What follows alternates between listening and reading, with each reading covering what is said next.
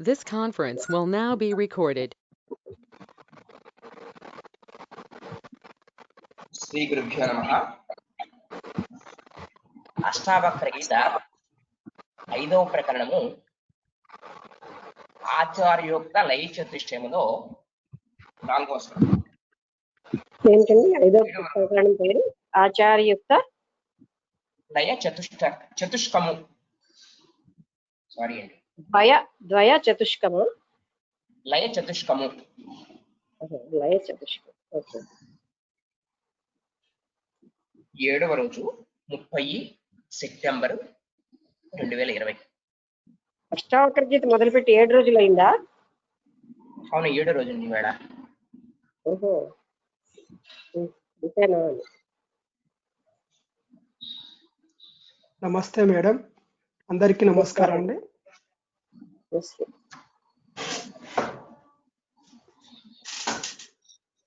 మొదలుపెట్టండి.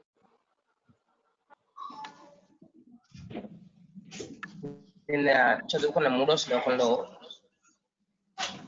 Ending. స్వప్న సృష్టియు గంధర్వ నగరాధికములను 3 కాలముల యందును లేవో అట్లే ఒకసారి జగత్తు స్వప్న కూడా. స్లోగా ఆ పదం అక్షరం క్లియర్ గా చెప్పండి. స్వప్న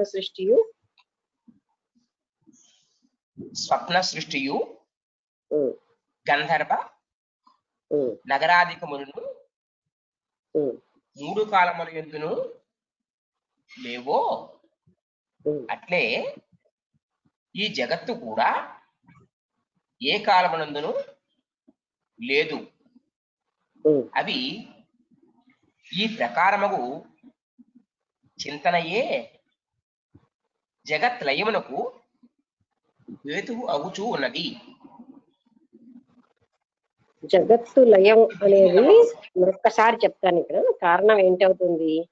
స్వప్నం ఎలాగైతే లేదో జగత్తు కూడా లేదు అని పదే పదే జ్ఞాపకం చేసుకోవడం వల్ల మనకి జగత్తు లయం అయిపోతుంది.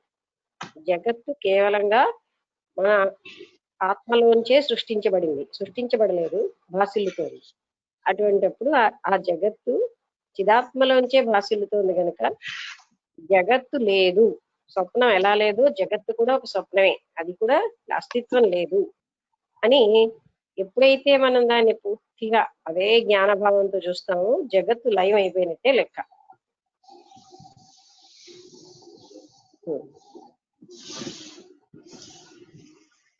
4వ శ్లోకం ప్రారంభం అండి.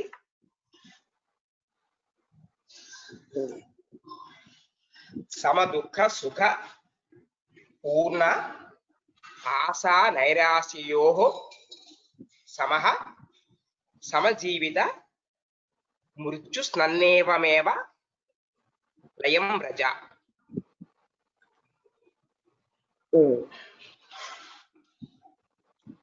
ఓ జనకుడా, నీవు ఆత్మానంద స్వరూపుడు ఒకట వలన పూర్ణుడవు.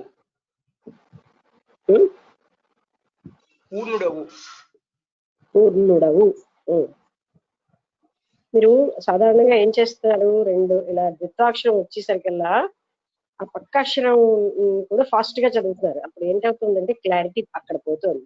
పూర్ణుడవు అని అలా దాన్ని క్లియర్ గా చదవండి. దైవ యోగము వలన శరీరమునందు ఉత్పన్నములైన సుఖ దుఃఖముల యందును సమానుడవు. ఆశ నిరాశల యందును సముడవు. జీవించుట మరణించుట యందును సమానుడవు. నీవు నిర్వికారుడవు. సుఖ దుఃఖాధికములన్నీయు అనాత్మ ధర్మములు మరియు మిథ్యాభూతములు. అది అంటే ఇప్పుడు అతను మరొకసారి కన్ఫర్మేషన్ చెప్తున్నాడు. నీకు సుఖ దుఃఖాలు, ఆశా నిరాశలు అన్ని నీకు సమమే. అంటే నీ అసలు స్వరూపం ఇది. నువ్వు వీటితోని ప్రభావితం కాకుండా ఉన్నావు. నువ్వు పూర్ణుడివి అని అష్టావక్రుడు జనకుడితో చెప్తున్నాడు. నీ అసలు తత్వం ఇది, నీకు వేటితోటి సంబంధం లేదు, నీకు అన్ని సమమే. శీతోష్ణాదులు, సుఖ దుఃఖాలు, ఆశ నిరాశలు అన్ని నీకు సమమే, నువ్వు పూర్ణుడవై ఉన్నావు.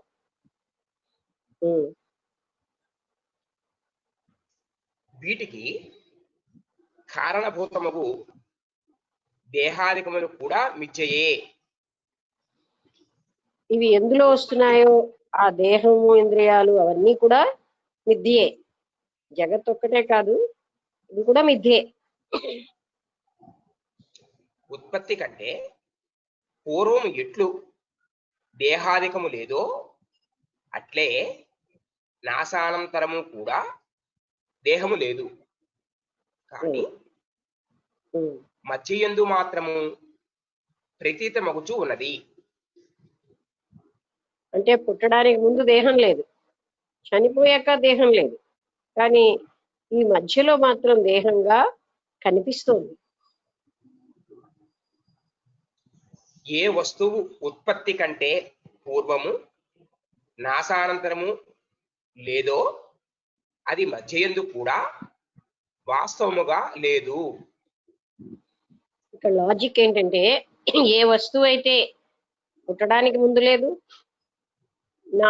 నాశనం అయ్యాక లేదు, అలాంటి వస్తువు మధ్యలో కూడా లేదు, ఉండదు. కేవలము ప్రతీతము మాత్రము అవుచూ ఉన్నది. ప్రతీతం అంటే ఉన్నదిగా కనిపిస్తోందే తప్ప అది నిజంగా లేదు. వ్యక్తం అవుతోంది కానీ, వ్యక్తం అంటే కనబడుతోంది కానీ అది నిజంగా లేదు. స్వప్న పదార్థములు ఎట్లు మిథ్యాభూతములో అట్లే ఈ జగత్తు కూడా మిథ్యయై ఉన్నది. స్వప్నం ఎలాగైతే మిథ్య అంటే స్వప్నం అనంతరం మనం ఏం తెలుసుకుంటామండి, అసలు కలే లేదు అని. అలాగే ఈ జగత్తు కూడా స్వప్నం ఎలా మిథ్యో జగత్తు కూడా అలాగే మిథ్యే, ఉన్నట్టుగా కనిపిస్తుంది. వాస్తవమునందు మూడు కాలముల ఎందును లేదు, కేవల బ్రహ్మయై ఉన్నది. నిజంగా చెప్పాలంటే భూత భవిష్యత్ వర్తమాన కాలంలో జగత్తు లేదు, కేవలంగా బ్రహ్మ ఒకటే ఉంది. జగత్తు ఉన్నట్టుగా కనిపిస్తోంది కానీ అది కూడా లేదు, కేవలంగా ఉన్నది ఒక్కటే, బ్రహ్మం ఒక్కటే ఉన్నది. సర్వం కల్విదం బ్రహ్మ. దాని అర్థం ఏంటి? ఇదం సర్వం బ్రహ్మ ఖలు అంటే ఇదంతా బ్రహ్మమే కదా అని ఉపనిషత్ వాక్యం చెప్తోంది. సర్వం ఖలు అంటే కదా, ఇదం సర్వం ఇదంతా బ్రహ్మమే కదా. ఈ సంపూర్ణ జగత్తు నిశ్చయముగా బ్రహ్మరూపమే అయి ఉన్నది. ఈ విధముగు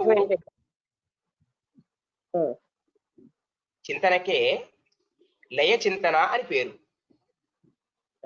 ఈ జగత్తంతా బ్రహ్మమే అయి ఉన్నది కదా, ఇంకోటి ఏమీ లేదు. ఇలా ఆలోచించడాన్నే, ఇలాంటి విధంగా మనం విచారణ చేయడాన్నే లయ చింతనము అంటారు. అంటే అక్కడ ఏమిటి లయం అయిపోయింది? జగత్తు లయం అయిపోయింది, ఉన్నదొక్క బ్రహ్మమే. 5వ ప్రకరణం ఇక్కడికి సమాప్తం అండి. 6వ ప్రకరణము ఉత్తర చతుష్కము. ఉత్తర చతుష్కము.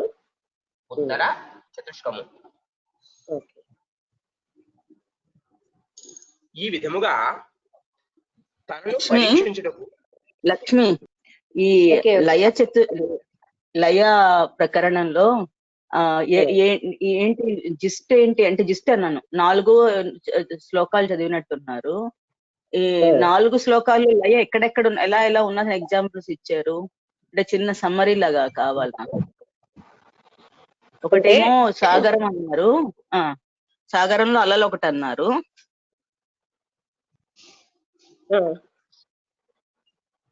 అది ఇప్పుడు చదివినవే చెప్పనా, ఇంతకు ముందు కూడా? 4 చిన్న చాప్టర్ కదా, 4 శ్లోకాలు ఉన్నాయి. అంటే రెండోది ఏం చెప్పారు అంటే నాకు అన్ని గుర్తుండాలి కదా, సాగరంలో అలలు, తర్వాతది శ్లోకం ఒకసారి చదవమంటే మీరు జిస్ట్ చదువుతానండి.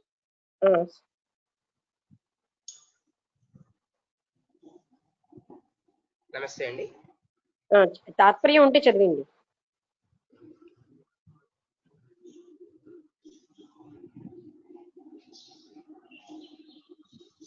ఓ శిష్య, నీవు శుద్ధ స్వరూపుడవు. అహంకార మమకారములకు ఆస్పద రూపులైన దేహగేహాదులతో నీకెట్టి సంబంధమును లేదు. ఎప్పుడు నీవు అసంగుడవు శుద్ధుడవు అయితే అప్పుడు మనం నీ యందు త్యాగ గ్రహణములు ఎక్కడ ఉన్నవి? అంటే నువ్వు శుద్ధుడివి, నువ్వు అసంగుడివి, అందుకని దేహాదులన్నీ నీలో ఏమీ లేవు. నువ్వు అసంగుడు అయినప్పుడు నీకు త్యాగము గ్రహణము లేవు. అంటే నేను శరీరాన్ని అనుకున్నంతసేపే త్యాగం ఉంది, గ్రహణం అంటే తీసుకోవడం ఉంది, పొందడం ఉంది. నేను అసంగుడను, నేను పరమాత్మ స్వరూపుణ్ణి అన్న వాడికి తీసుకోవడము లేదు, ఇవ్వడము లేదు.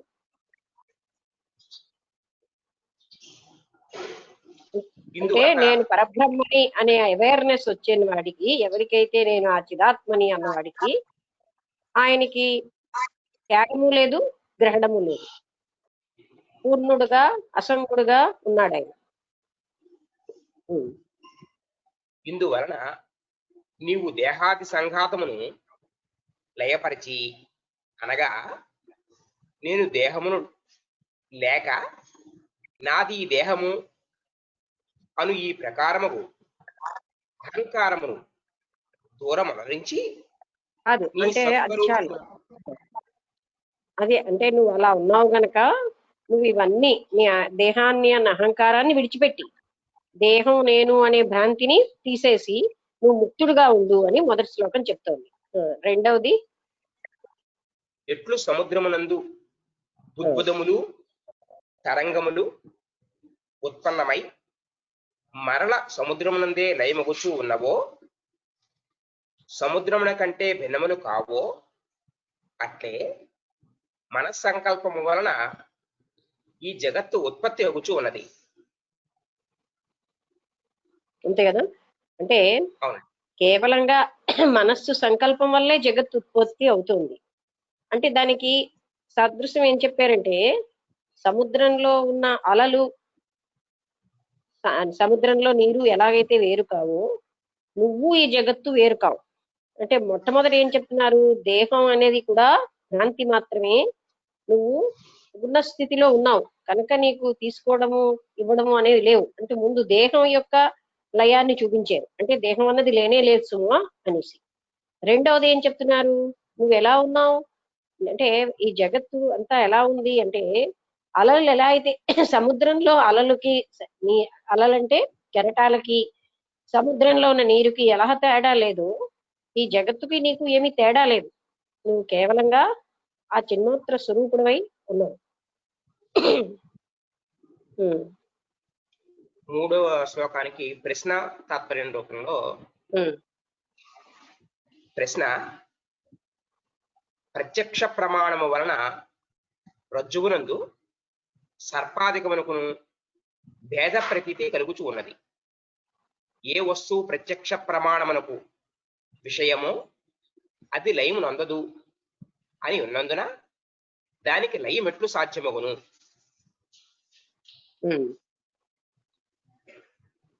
ప్రత్యక్ష ప్రమాణమునకు విషయమైన దానికి కూడా శాస్త్రము వలన బాధ కలుగుచూ ఉన్నది. ఎట్లు అనగా, చంద్రమండలము ప్రత్యక్ష ప్రమాణము. అలా అయితే ఒక బెత్తుడి స్థలంలో చూపించబడుచూ ఉన్నది.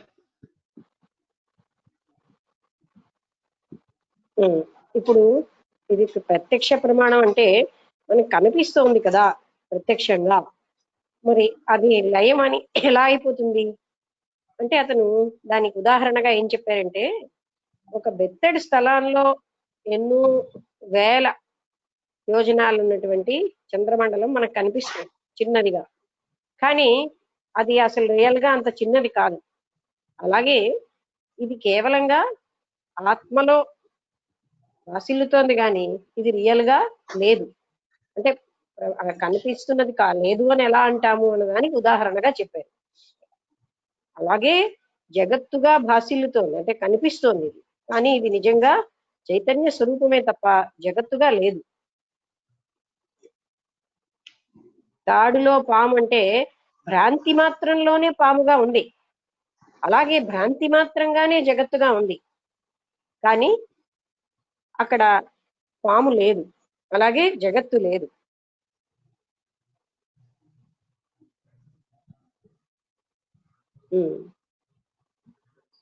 ఇది 3వ శ్లోకం అండి. నెక్స్ట్ 4వ శ్లోకం. చదవండి. ఓ జనకుడా, నీవు ఆత్మానంద స్వరూపుడు ఒకటి వలన పూర్ణుడవు, దైవయోగం వలన శరీరమునందుత్పన్నములైన సుఖ దుఃఖములందు సమానుడవు. ఈ వివరణ అది అంటే ఇక్కడ లయం ఏమిటి చెప్తున్నారు? ఒకటి శరీరం నేనున్నాన భ్రాంతి మనకు ఉంది, రెండోది జగత్తు నిత్యముగా ఉన్నది అని. అందుకని శరీరం యొక్క లయం చూపించారు. శరీరం కూడా జగత్తులో ఒక భాగమే. అసలు శరీరం అన్నది పుట్టడానికి ముందు లేదు, తర్వాత లేదు, అందుకని శరీరం కోసం చెప్పారు ఇందాక. ఇప్పుడు జగత్తు కూడా, అంటే జగత్తు వల్ల వచ్చిన సుఖ దుఃఖాలు ఇవేవీ లేకుండా సమంగా ఉన్నాడు. అంటే ఎందుకనంటే నువ్వు నువ్వు పూర్ణుడివై ఉన్నావు, నీకు వ్యక్తితో ఏమీ సంబంధం లేదు, అసంగుడివై ఉన్నావు అంటూ ఈ జగత్తు కూడా అలాగే చిదాత్మలోంచి భాసిల్లుతోందే తప్ప జగత్తు అసలు లేనే లేదు. సర్వం ఖల్విదం బ్రహ్మ అంటే ఇదంతా బ్రహ్మమే కదా. బ్రహ్మానికి భిన్నంగా వేరొకటి లేనే లేదు, జగత్తని భిన్నంగా లేనే లేదు. ఇదంతా ఆ చిదాత్మ లేదా ఆ పరబ్రహ్మ తత్వమే జగత్తుగా భాసిల్లుతోంది, అంతేగాని జగత్తుగా లేదు సుమా అనే విషయాన్ని మరొకసారి కన్ఫర్మ్ చేశారు. అలాగే నేనున్నాను, నేను శరీరాన్ని అన్న భ్రాంతిని మరొక్కసారి, నువ్వు పూర్ణుడివై ఉన్నావు, శరీరము అనేటటువంటిది అది కూడా పుట్టడానికి ముందు లేదు, పుట్టిన తర్వాత చనిపోయాక లేదు.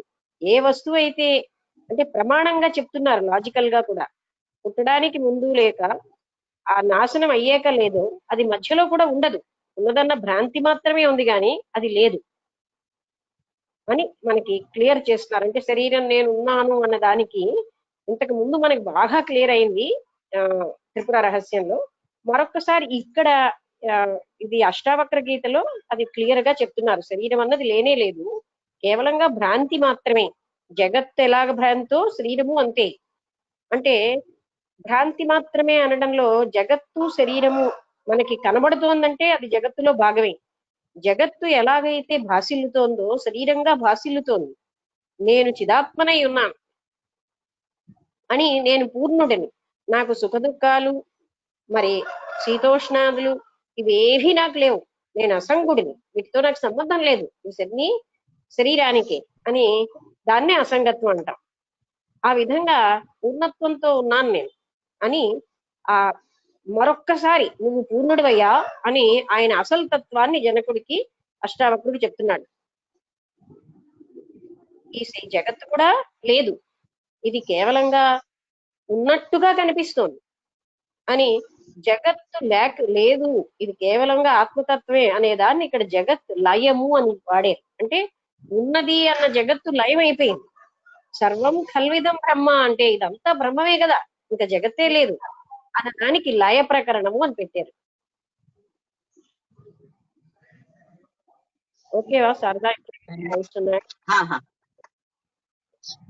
అంటే ఇదంతా మనకైతే త్రిపుర రహస్యంలో ఇంకా డీటెయిల్డ్ గా, ఇంకా కన్ఫర్మ్డ్ గా హేమచూడు కథ ద్వారా ఒకటి ఆత్మ నేను అంటే ఆ ఆత్మ నేను అనే స్థితి రావడానికి, జగత్తు మిథ్య అనేది మనకి గండశిల ఉపాఖ్యానంలో కేవలంగా భావమాత్రంలోనే ఇదంతా సృష్టించబడుతుంది అనేవి, అలాగే చివరిలో రాక్షసుడి ప్రశ్నలకి రాకుమారుడి ద్వారా చాలా బాగా మనకి వివరించబడింది.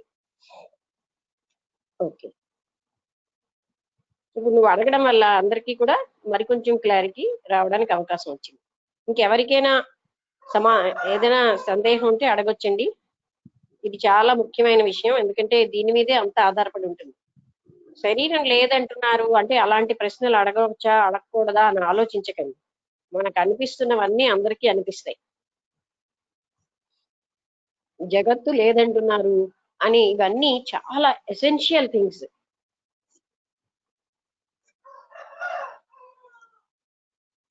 ఎవరికి ఏ సందేహం లేదు అంటే ప్రొసీడ్ అవుదాం. ఎందుకంటే ఈ టాపిక్ లో ఉన్న ఈ రెండు చాలా ముఖ్యమైన విషయాలు.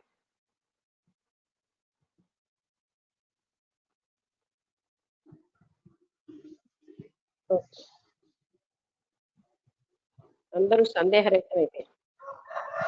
నెక్స్ట్ చాప్టర్కి వెళ్దాం.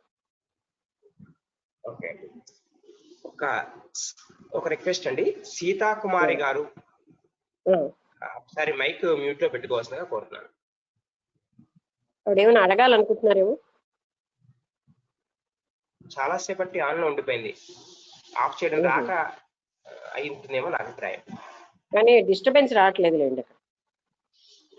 ఆమెకి క్వశ్చన్ అడగాలంటే అన్మ్యూట్ అవ్వట్లేదు అనేదో వసంత్ గారు చెప్పారు. ఓకే, సరే. 6వ ప్రకరణము ఉత్తర చతుష్కము.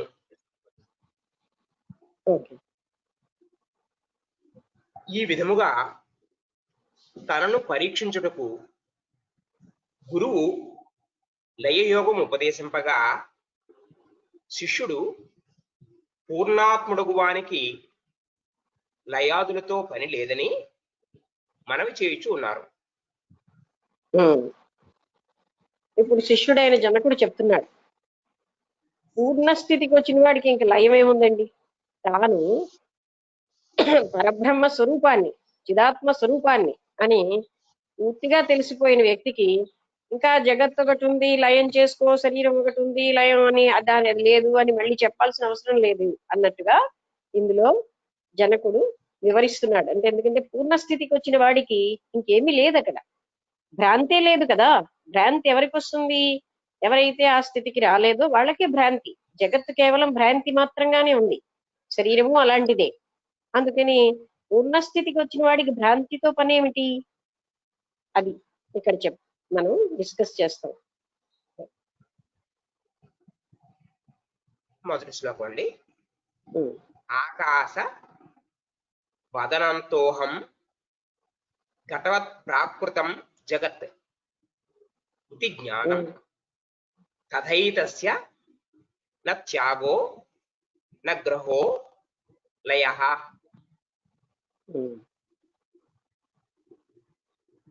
లయ చింతనారూపమైన యోగము కూడా నా యందు సంభవింపదు. ఏది పుట్టున్నదో అదే లయమొగుచూ ఉన్నది.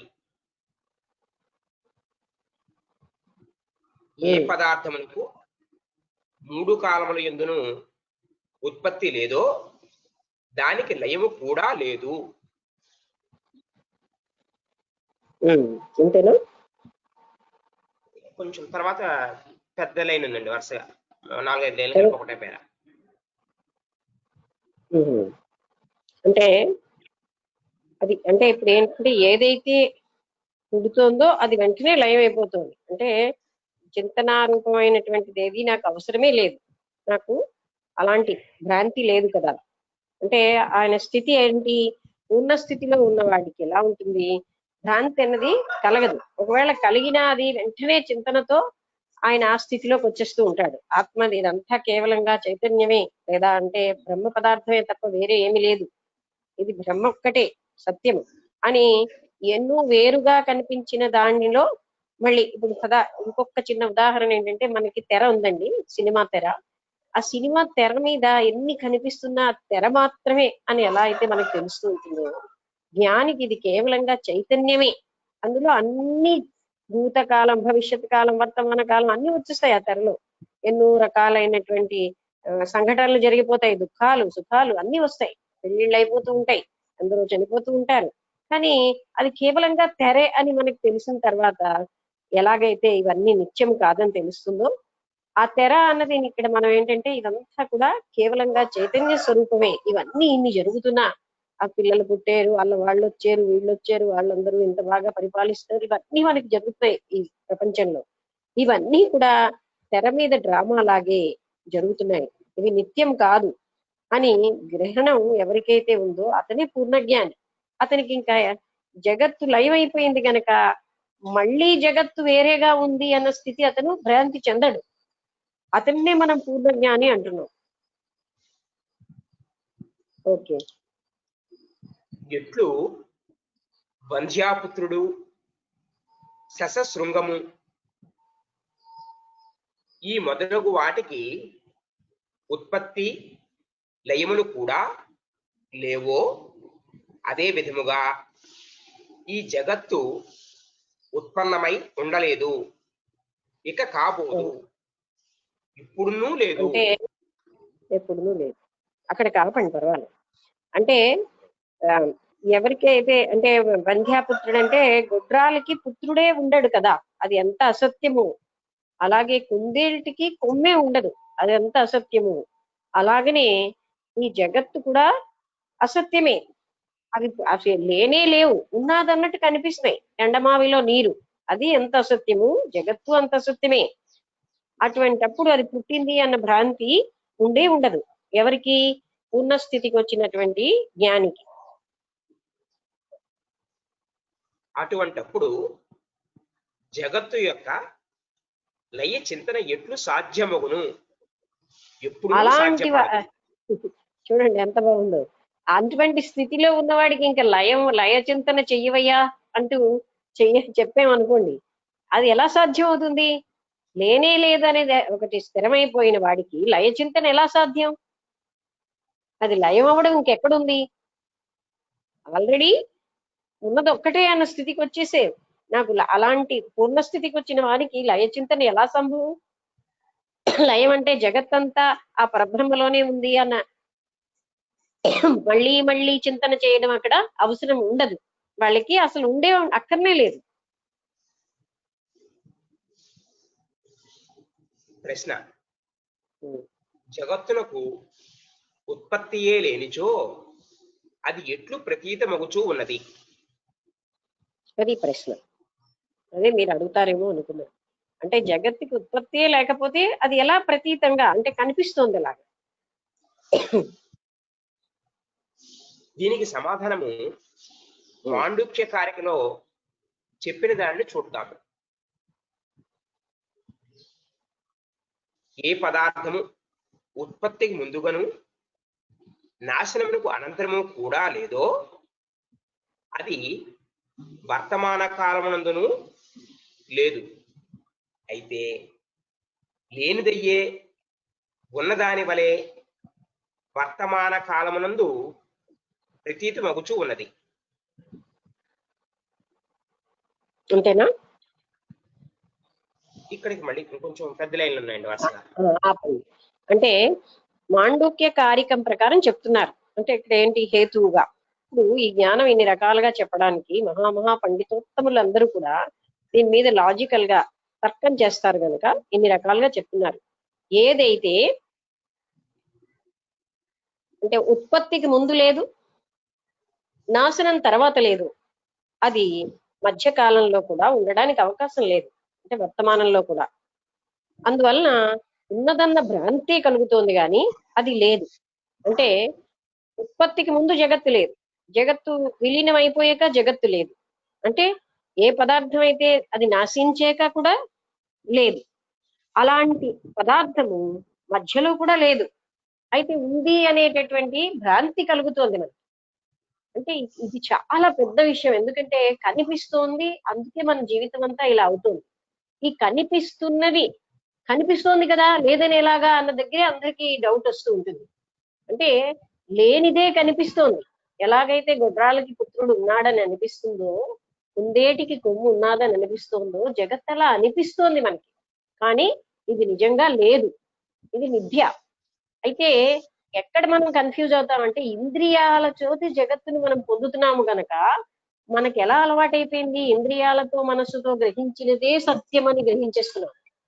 కానీ ఇంద్రియాలకి మనస్సుకి అతీతంగా ఉండడానికి అలవాటు అవ్వలేదు కనుక తర్వాత ఇది ఎన్నో అనాదిగా అంటే ఎన్నో వేల వేల జన్మల నుంచి అలవాటైపోయింది కనుక జగత్తు నిత్యముగా సత్యముగా మనకి కనిపిస్తోంది. కానీ అది నిత్యము కాదు, సత్యము కాదు అనే విషయాన్ని మనం పదే పదే చింతనతో గుర్తుపెట్టుకోవాలి. అయితే ఆయన మొట్టమొదటి శ్లోకంలో ఏం చెప్పాడు? పరిపూర్ణ స్థితి వచ్చేసింది, జగత్ అసలు లేనే లేదు, ఉన్నదంతా పరబ్రహ్మే అన్న వాడికి లయయోగం ఎందుకు? అక్కడ జగత్తు ఉంది సుమా, ఆ జగత్తు అని కనిపిస్తున్న జగత్తు పరబ్రహ్మ స్వరూపమే నువ్వు చింతన చెయ్యి అనే చింతన పూర్ణస్థితికి వచ్చిన వాడికి అవసరమేముంది అని చెప్పారు. రెండవ దాంట్లో మళ్ళీ నిరూపిస్తున్నారు. ఎందుకంటే ఇన్నిసార్లు ఎందుకు చెప్తున్నారండి వీళ్ళు? మనకి ప్రతి సెకండు మళ్ళీ మళ్ళీ ఇది నిత్యంగా ఉందన్న భ్రాంతి కలుగుతోంది కనుక ఇప్పుడు మాండూక్య కారికంలో కూడా ఇలాంటి వాదంతో చెప్పారు. ఏంటంటే ఏదైతే ఉత్పత్తికి ముందు లేదో, ఏదైతే నాశనం తర్వాత లేదో అది అసలు ఉండడానికి అవకాశం లేదు ఏ వర్తమానంలో కూడా. అందుకని భూత భవిష్యత్ వర్తమానములలో జగత్తు లేదు, ఉన్నదన్న భ్రాంతి మాత్రమే ఉన్నది. అయితే మనం అందరం ఎక్కడ విచారణ చేయాలి? ఉన్నదిగా, కంటికి కనిపిస్తోంది, ముట్టుకుంటే అన్ని నాకు స్పర్శకి తెలుస్తున్నాయి, రుచులు తెలుస్తున్నాయి, మానసికంగా కూడా నేను సుఖ దుఃఖాలు పొందుతున్నాను, ఇన్ని సంఘటనలు అయిపోతున్నాయి. అయితే జగత్తు లేదేమిటి, ఇన్ని బాధలకు గురైపోతున్నాను, ఇన్ని రకాలైన పెళ్లిళ్ళు పేరెంటకాల్లో ఇంత ఆనందం పొందుతున్నాను కదా, లేదు లేదు అంటారేంటి అన్నదే అందరికీ కన్ఫ్యూజన్. అక్కడ మనం ఏం చేయాలి? జ్ఞాపకం చేసుకోవాల్సి, ఇంద్రియాలతో మాత్రమే జగత్తు గోచరిస్తోంది. ఇంద్రియాలకి మనస్సుకి అతీతమైనటువంటి పరబ్రహ్మతత్వం ఇంద్రియాలతో గోచరించదు. అందుకని ఇది కేవలంగా పరబ్రహ్మమే కానీ జగత్తు కాదు. జగత్తని మనకి అనిపిస్తున్న ఈ జగత్తు బ్రహ్మతత్వమే తప్ప ఏమీ లేదు అందులో అని మనం కన్ఫర్మేషన్ కి రావాలి నిరంతరంగా. ఎన్ని సంఘటనలు జరిగినా ఇదంతా బ్రహ్మస్వరూపమే, చైతన్య స్వరూపమే, జగత్తే అన్నది నిశ్చలంగా లేదు. ఇన్ని రకాల సుఖ దుఃఖాలు బాధలు ఇవన్నీ మనస్సు వల్లే కలుగుతున్నాయి అని మనం దుఃఖం వచ్చినప్పుడు, బాధలు వచ్చినప్పుడు, మన ఎవరైనా నువ్వేమి అంటే బాగా అవమానించినప్పుడు, నేనే లేనప్పుడు అవమానం దేనికి అని చింతనతో దాన్ని తీసి పారేయాలి. అలాగ మనం తీసి పారేయడమే మన సాధన అండి. ఇంత చదివి మన నిత్య జీవితంలో దాన్ని అప్లికేషన్ లోకి తేవాలి. మనం ఉన్నదొక్క పరబ్రహ్మతత్వమే, నేను దీంతోటి లైవ్ అయిపోయాను శరీరం నేనన్న భ్రాంతిలో, అందుకే నాకు సుఖ దుఃఖాలు మానవమానాలు కలుగుతున్నాయి. నేను చైతన్య స్వరూపుణ్ణైన నాకు అవమానం ఏంటి, సన్మానం ఏంటి? అలాగనే నేను కేవలంగా జగత్తంతా చైతన్య స్వరూపమై ఉన్నది. అటువంటి జగత్తు ఇన్ని రకాలుగా నాకు సుఖాన్ని ఇస్తుందన్నది భ్రాంతే కదా. సుఖం నా ఆత్మసుఖంలోనే ఉంది కానీ జగత్తులో ఎక్కడా లేదు అని నిత్యము మనం అలాంటి విచారణ చేసుకుంటూ ఉంటే ఈ జ్ఞానం నిలుస్తుంది. మళ్ళీ మర్చిపోయి పడిపోతూ ఉంటాం ఎందులో? భ్రాంతిలో. మళ్ళీ మనం ఈ జ్ఞానంతో ఆ భ్రాంతిని తొలగించుకుంటూ చేయాల్సింది అది. ఈ అష్టావక్ర గీత చదివినా, యోగ వాసిష్టం చదివినా, అన్నిటికంటే గొప్పదైన త్రిపుర రహస్యంలో ఎందుకని గొప్పని అంటున్నామంటే అందులో ఇదే విషయాన్ని చాలా కూలంకషంగా వివరించారు. అందువల్ల ఈ జ్ఞానం మనకి నిలవాలి. ఇంత చదివి ఇప్పుడు ఎక్కడ తీసిన గొంగళి అక్కడే ఉన్నావు అన్నట్టు మనం అవ్వకూడదు. మనం నిరంతరంగా వేటి పట్ల ఆసక్తి ఉండకూడదో దాన్ని తీసేయాలి. అనాసక్తి అన్న దాన్ని మనం, ఎందుకంటే ప్రజలు వాళ్ళ మానసిక తత్వంతో ఒక చిన్న విషయాన్ని పెద్ద సంఘటనగా చేసేస్తారు. అటువంటివన్నీ మనం మనస్సుతోటి పెట్టుకుని మనం మానసిక శక్తిని వేస్ట్ చేయకుండా నిరంతరంగా ఇదా చిదాత్మ సుమా అని జ్ఞాపకం పెట్టుకోవడమే మనం చెయ్యగలిగే చింతన. అంటే చింతన అంటే ఇక్కడ ఏంటి? విచారణ. విచారణ అంటే విచారం కాదు, ఇక్కడ విచారము అని కూడా వాడతారు. విచారం అంటే దుఃఖంతో ఉన్న విచారం కాదు. ఇలా ఎనాలిసిస్ నే మనం ప్రతి నిత్యము ఇది పరబ్రహ్మతత్వం తప్ప ఇంకేం కాదు అని గుర్తుపెట్టుకోవాలి. మన జీవితంలో ఎన్నో జరుగుతాయి సంఘటనలు, అందరి జీవితాల్లో జరుగుతాయి. అదే కదా మరి సంసారం అంటే. కానీ ఇది నిత్యం కాదు, ఇది భ్రాంతి మాత్రమే అని మనం గుర్తుపెట్టుకోవాల్సిన అవసరం ఉన్నది. ఓకే. ఎట్లు స్వప్నమునందు దృష్టములకు ఏనుగు, గుర్రము మొదలుగునవి ఇంద్రజాలము చేత సృష్టించబడిన వస్తువులు మరియు గంధర్వ నగరము ఇవన్నీ లేనివి అయి ప్రతీతము అవుచున్నవో అట్లే ఈ ప్రపంచము కూడా లేనిదై తోచుచూ ఉన్నది. అది అంటే స్వప్నంలో చూసిన వస్తువులు, ఇంద్రజాలికుడు అంటే మ్యాజిక్ తోటి అతను సృష్టించిన వస్తువులు. ఇంకా ఏంటండి మరో ఎగ్జాంపుల్? గంధర్వ నగరము, గంధర్వ నగరం. ఇవన్నీ కూడా కేవలంగా మన అందరికీ తెలుసు, స్వప్నంలో చూసిన వస్తువులు కేవలం మిథ్య, లేవు అవి. అలాగే ఇంద్రజాలికుడు కొంతసేపు వరకే సృష్టిస్తాడు, ఆ వస్తువులు నిజంగా లేవు. మనకి అలా వస్తువులు ఉన్నట్టు కనిపిస్తూ ఉండేటట్టు ఆయన చేయగలడు. అలాగే గంధర్వ నగరం కూడా లేదు. ఇలాంటివన్నీ అంటే లేదన్నది ఇక్కడ మనకు తెలుస్తుంది. ఎలా అయితే లేవో ఈ జగత్తు కూడా లేదు, ఉన్నట్టుగా కనిపిస్తుంది. ఇప్పుడు మెజిషియన్ ఒక కుందేటిని సృష్టించేశాడు, ఆ కుందేలు ఉన్నట్టు కనిపిస్తుంది, కానీ తర్వాత అది లేదు. మన కనికట్టు అంటారు కదా, కంటికి అలా కనిపిస్తూ ఉంటుంది. అందుకే జగత్తు కూడా ఇంద్రియాలకే కనిపిస్తుంది, కానీ అది నిజంగా లేదు. అయితే ఎన్నో వేల జన్మల నుంచి ఇంద్రియాలతోటి మనస్సుతోటే పని చేయడానికి మనం అలవాటు అయిపోయాం. అంతకంటే అతీత స్థాయి మనకి తెలియట్లేదు. మనస్సు ఏ ప్రాపంచిక విషయానికైనా మనస్సుతోటి పనిచేస్తాం, ఏ ప్రాపంచిక విషయాలనైనా ఇంద్రియాలతోటి అనుభవిస్తాం. ఆ పరమాత్మ తత్వాన్ని, పరబ్రహ్మ తత్వాన్ని కూడా ఇంద్రియాలతో మనం అనుభవించాలని కోరతాం. ఎందుకంటే మనకి ఇదే అలవాటు.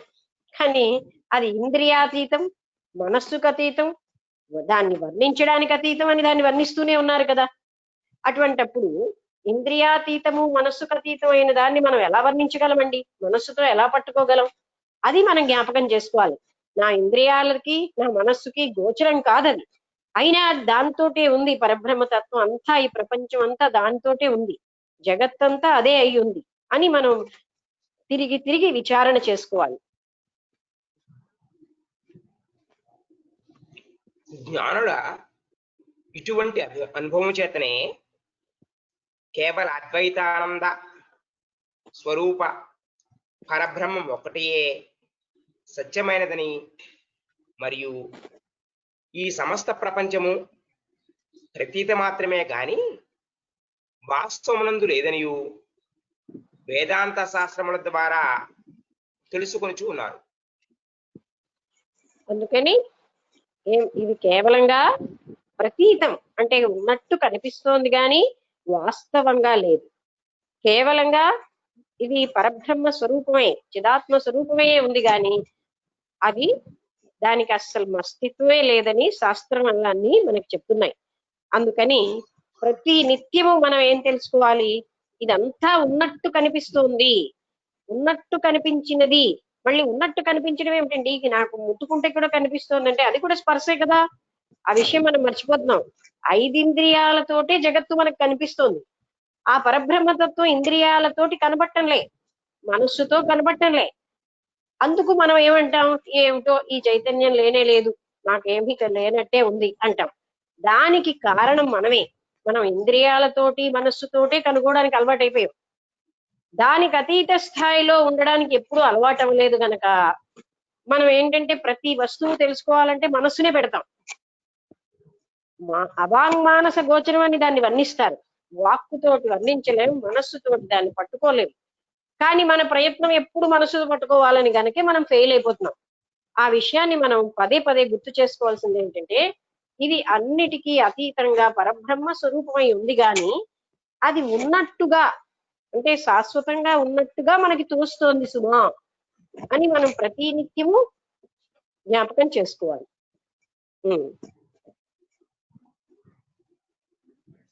ప్రశ్న: ఓకే, అనంత స్వరూపాత్మకు దేహాదుల యందు ఎట్లు ఉనికి సాధ్యమగును? పెద్ద వస్తువు ఇది తర్వాత సాధ్యమగున తర్వాత పెద్ద వస్తువు చిన్న వస్తువునందు ఎట్లు ఇమిడి ఉండగలదు? ప్రశ్న ఏమిటంటే ఇంతేనా? ప్రశ్న ఇంకా ఉందా? ప్రశ్న ఇంతేనండి, ఇదే ప్రశ్న. అది పరబ్రహ్మతత్వం, బ్రహ్మాండం అంతా ఉంది కదా, అంత పెద్ద వస్తువు ఈ శరీరంలో ఎలా ఇమిడి ఉండగలదు అని ఇక్కడ దేహాదుల్లో అది ఉండడం ఎలా సాధ్యం?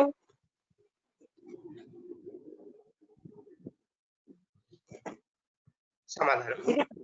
ఘటము, మఠము మొదలగునవి ఆకాశం యొక్క ఉనికికి ఎట్లు స్థానములగుచు దాని నుండి భిన్నములు కూడా అగుచూ ఉన్నవో అట్లే దేహాదికములు కూడా అనంత స్వరూపాత్మకు అనంత స్వరూప ఆత్మ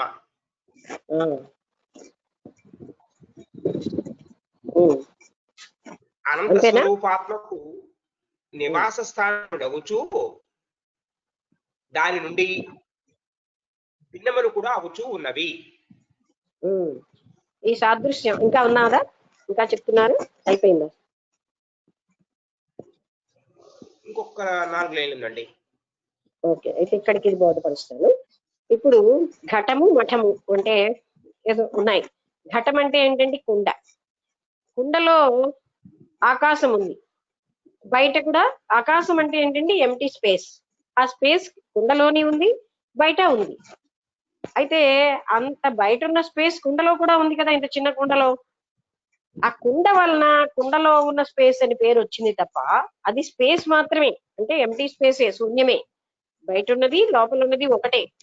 ఎలాగైతే ఆ బయట ఉన్నది లోపల ఉన్నది కుండలోని, మఠం అంటే ఒక పెద్ద బిల్డింగ్ తీసుకోండి, అందులో ఎంటీ స్పేస్, బయట ఉన్న ఎంటీ స్పేస్ ఒకటి.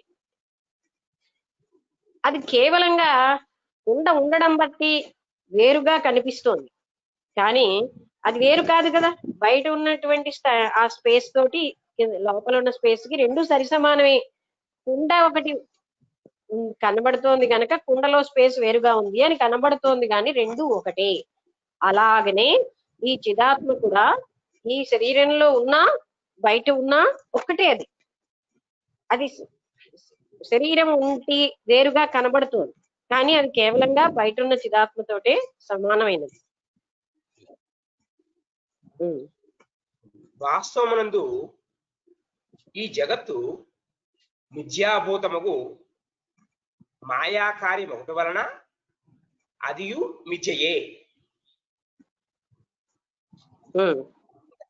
అండి ఈ ప్రకారముగా వేదాంతము వలన సిద్ధమైన జ్ఞానమే అనుభవ రూపమై జగత్తు యొక్క మిథ్యాత్వమునందు ప్రమాణమగుచూ ఉన్నది. ఇందువలన జగత్తునకు లయ చింతనాధికము కాజాలదు. లయ చింతన అధికము అనా? లయ చింతనాధికము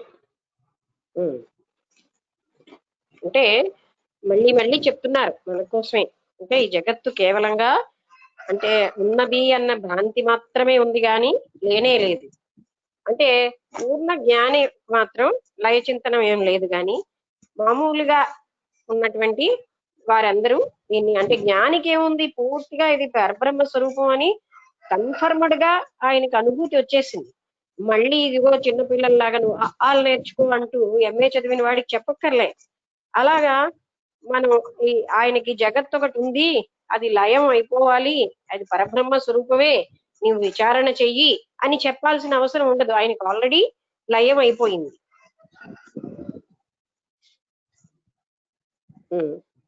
రెండవ శ్లోకానికి ముందు మాట. ఘటాధికములు భిన్నములైనట్లు దేహాత్మలు భిన్నములగునడి శంక కలుగును. అట్టి సందేహ నివృత్తికై మరొక దృష్టాంతము. అంటే ఇప్పుడు మళ్ళీ మనకి అంటే చూడండి, ఎంతో దయతో మన అందరి కోసం చెప్తున్నారు. ఘటాలు అంటే కుండలు అవి వేరుగా కనిపిస్తున్నాయి కదండి, అలాంటప్పుడు దేహాలు కూడా వేరుగా కనిపిస్తున్నాయి కదా. మరి మనకి వేరు భావం మనసులో బాగా ప్రతిష్టాపన అయ్యింది గనక అది తీసేయడానికే ఇన్ని రకాలుగా చెప్తున్నారు.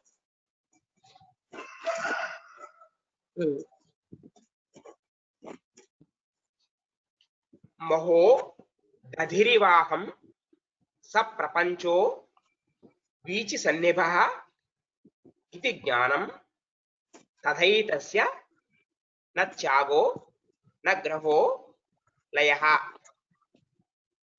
ఘటాకాశ దృష్టాంతం వలనైతే దేహమునకు ఆత్మకు భేద శంక ఉత్పన్నమగుచూ ఉన్నది. ఎట్లు ఘటము కంటే ఆకాశము, ఆకాశము కంటే ఘటమును భిన్నములో, అట్లే దేహము కంటే ఆత్మ, ఆత్మ కంటే దేహము భిన్నమగుచూ ఉన్నది.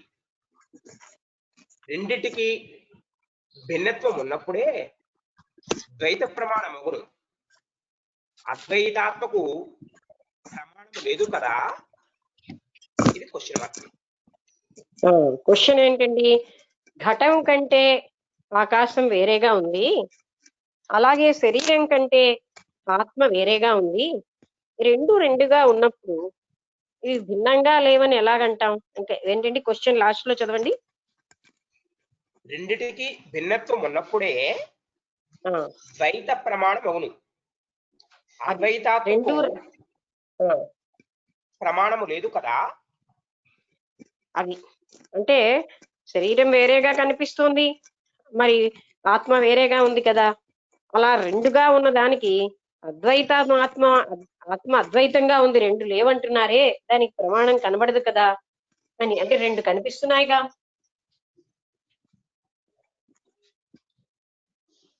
ఆత్మ గొప్ప సముద్రము వలె ఉన్నది. దాని యందు ప్రపంచము తరంగముల వలె ఉన్నది. ఈ ప్రకారముకు ఆత్మానుభవ రూప జ్ఞానమే అద్వైతమునకు ప్రమాణమై ఉన్నది. ఇంకా ఉందా? ఈ శ్లోకానికి అంతటితో అయిపోయిందండి. ఏం చెప్తున్నారంటే, అలా ఇది ఆల్రెడీ చెప్పిందే మరొకసారి ఈ ప్రశ్నకి సమాధానం చెప్పారు ఇక్కడ. ఏంటంటే, ఎలాగైతే ఈ అలలు సముద్రం కంటే వేరుగా లేవు, ఆ అలలు వేరుగా కనిపిస్తున్నా అది కేవలంగా నీరే అంతే.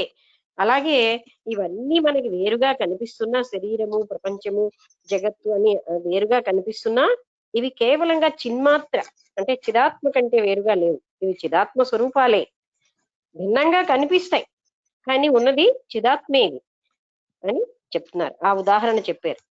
ఎలాగా అలలు అన్నవి సముద్రం కంటే భిన్నంగా లేవు, ఎలా అయితే లేవు, అలాగే ఈ శరీరము గాని ఇంకేది కూడా చిదాత్మ కంటే భిన్నంగా లేవు అని దాని ఆన్సర్ చెప్తున్నారు. అందుకే మనం ఎన్ని రకాల దృష్టాంతాలు చెప్పినా ఎవరికి వారు విచారణ చేసుకుంటే గాని జ్ఞానం స్థిరం అవ్వదు. ఇది ఎవరో మనకి ఇచ్చిలేరు. మోక్షం అంటే ఏంటండి? ఇదంతా పరబ్రహ్మ స్వరూపమే, చిదాత్మ స్వరూపమే అని తెలుసుకోవడం అంటే బుద్ధితో ఇలా తెలుసుకోవడం కాదు, ఆ అనుభూతిలో మనం ఉండడాన్నే మోక్షం అంటున్నారు. అంతేగాని ఇది ఎవరు మనకి ఇచ్చిలేరు. చెప్తారు, దాన్ని మననం చేసి ఆ సత్యాన్ని మీద మనకి శ్రద్ధ, భక్తి, విశ్వాసం ఉండి మనం అప్పుడు మాత్రమే మనం ఆ జ్ఞానం, ఆ సత్యాన్ని మనం కూడా అనుభూతి చెందగలం. అంతేగాని ఆ విధమైనటువంటి శ్రద్ధ లేకపోయినా, దాని మీద విశ్వాసం లేకపోయినా, శాస్త్రాల పట్ల ఏ రకమైనటువంటి విశ్వాసం లేకపోతే తర్వాత నిరంతరం ఒక రకమైనటువంటి మనలో కూడా దైవానుగ్రహం వల్ల ఒక తపన మొదలవుతూ ఉంటుంది. ఆ తపన మనని పని చేయిస్తుంది. ఎందుకు నాకు తెలియట్లేదు, జగత్తంతా లేదంటున్నారు, ఉందని నాకు కనిపిస్తుంది. అలా ఎందుకు కనిపిస్తోంది? అంత అజ్ఞానం ఎక్కడ నాకు ఉన్నది అని దాన్ని విచారణ చేయాలి. ఎందుకు ఆ విజ్ఞానంలో నేను ఉండాలి అని. అప్పుడు జగత్తు యొక్క అనిత్యత్వము, లయము అయిపోతాయి. జగత్తు లేనే లేదు, ఉన్నదంతా కూడా ఆ చైతన్యమే లేదా పరబ్రహ్మ స్వరూపమే అని ఇది వస్తూనే ఉంటుందండి. అందుకే ఇన్నిసార్లు ఇన్ని ప్రశ్నలు, ఇన్ని సమాధానాలు అవి రిపీటెడ్ గా అడగడానికి కారణం ఆ భ్రమ మనకి ఎంత ఎక్కువగా ఉందంటే, ఇలాంటి 100 పుస్తకాలు చదివినా ఆ భ్రమ అలాగే ఉంటుంది మనం విచారణ చెయ్యకపోతే. ఓకే, తర్వాత శ్లోకం 3. అహం ససుక్తి సంకాసో రూప్య వద్విశ్వకల్పన ఇది జ్ఞానం తథైతస్య న త్యాగో న గ్రహో లయ. ఉమ్, ప్రశ్న ఉమ్, ఎట్లు తరంగములనియు సముద్రము యొక్క వికారములో సముద్రము వికారియో అట్లే దేహము ఆత్మ యొక్క వికారము. ఉమ్, ఆత్మ వికారి అని సిద్ధించుచున్నది కదా, ఇది క్వశ్చన్ మార్క్. ఉమ్. అంటే క్వశ్చన్ ఏమిటి అడుగుతున్నారు? ఈ అలలు ఇవన్నీ కూడా సముద్రం యొక్క వికారాలు. వికారం అంటే సముద్రం యొక్క వేరే రూపాలు అలా వికారంగా కనబడుతున్నాయి. సముద్రం వికారియే, ఎందుకంటే సముద్రం ఏకరూపంగా ఉండకుండా ఎన్నో అలలతో ఉంది. అలాగనే ఈ జగత్తులో వస్తువులు, శరీరము ఇవన్నీ కూడా మనకి వికారములే. అంటే దేనికి వికారం? ఆ చైతన్యానికి వికారాలు. ఏకరూప చైతన్యం భిన్న రూపంగా కనిపిస్తుంది అని ప్రశ్న అది. వికారి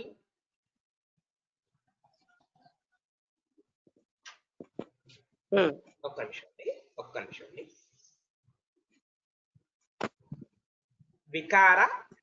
వికారి భావము సావయవ పదార్థములకే కాని నిరవయవ పదార్థములకు లేదు. నిరవయ అనా? నిరవయ అనే కదండి. నిరవయవ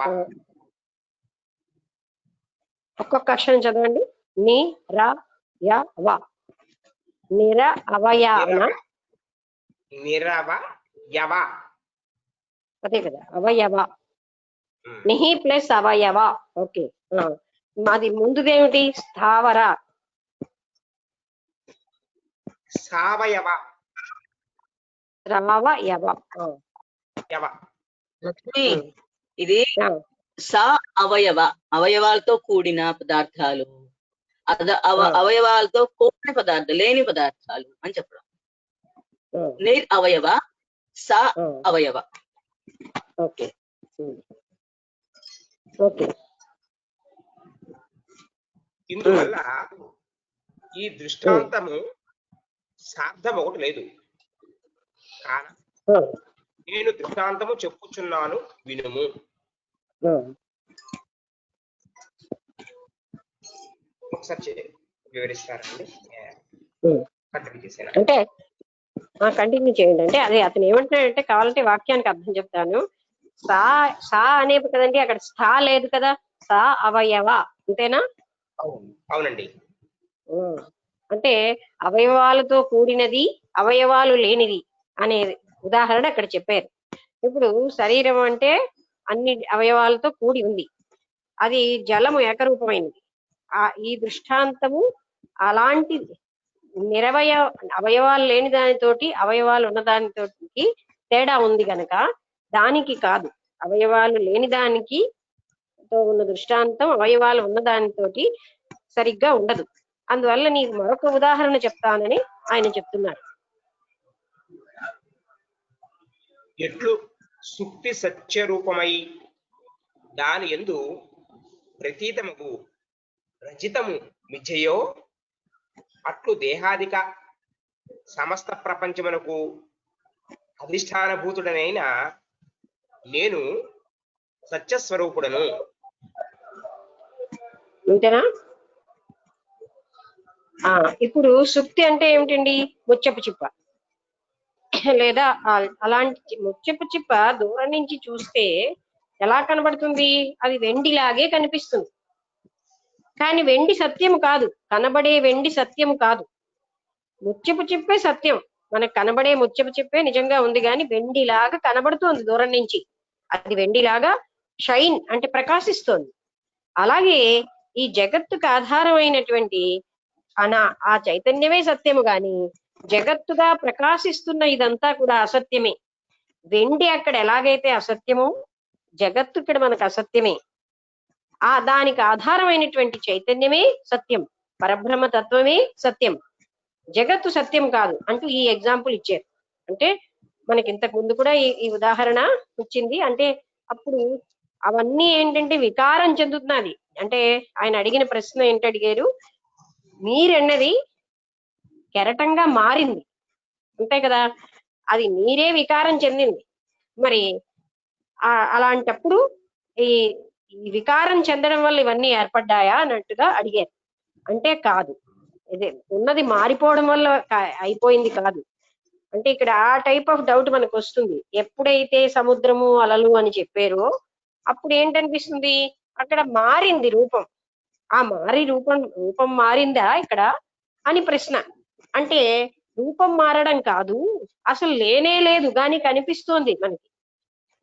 ఎలాగైతే ముత్యపు చిప్ప ముత్యం అన్నది అక్కడ వెండి అన్నది లేదు, కానీ వెండి కనిపిస్తుంది. దూరం నుంచి వెండి ఇంత ముద్దలా కనిపిస్తోంది అక్కడ. అయ్యో వెండి ఉందని మనం వెళ్ళేసరికల్లా అక్కడ ముత్యపు చిప్పే ఉంటుంది, వెండి లేదు. వెండి ఉన్నదని ఈ వెండి తీసుకుంటాను, దీంతో నేను నగలు చేయించుకుంటాను, గిన్నెలు చేయించుకుంటాను, ఇన్ని రకాలైన ఊహలు వచ్చేస్తాయి. ఇవన్నీ మన మనసులో వచ్చిన ఊహలే. నిజంగా దగ్గరికి వెళ్ళేసరికల్లా అక్కడ ముత్యపు చిప్పే ఉంది కానీ వెండి లేదు. అలాగే ఈ జగత్తంతా కనిపించడం వల్ల ఎన్నెన్నో ఊహలు, ఆ బాధలు, అంటే కోరికలు ఇవన్నీ జనిస్తున్నాయి అంతా మనకి. దాంతోటే జీవితం అంతా గడిచిపోతుంది. ఇది పొందాలి, అది పొందాలి, జగత్తులోనే సుఖం ఉంది. ఈ భ్రాంతుల వల్ల మనం ప్రతి నిత్యము మనం చేసే పనులన్నీ జగత్తుకు సంబంధించినటువంటి అనిత్యమైన వస్తువుల విషయమే ఉంది. మనం జాగ్రత్తగా ఆలోచించుకుంటే 24 గంటల రోజులో అసత్యమైన జగత్తే మనకి ముఖ్యంగా కూర్చుంది. ఎప్పుడు కూడా సత్య పదార్థం మీద ఒక్క సెకండ్ కూడా మన ఆలోచన ఉండదు. అనిత్యము అసత్యము అనే జగత్తే సత్యమన్న గట్టి భ్రాంతిలో మనం జీవించేస్తున్నాం. ఎలాగైతే ముత్యపు చిప్పలో వెండి లేదో జగత్తే లేదు, లేనిదే సర్వస్వం అని జీవిస్తున్నాం. ఎంత హాస్యాస్పదంగా ఉందో చూడండి. కానీ మనం సత్యమని భ్రాంతిలో ఉండిపోయాం. అందుకే మనం ఎన్ని సంవత్సరాలు జీవించినా అసత్యమైన జగత్తే సత్యమన్న భ్రాంతిలో జీవిస్తాం.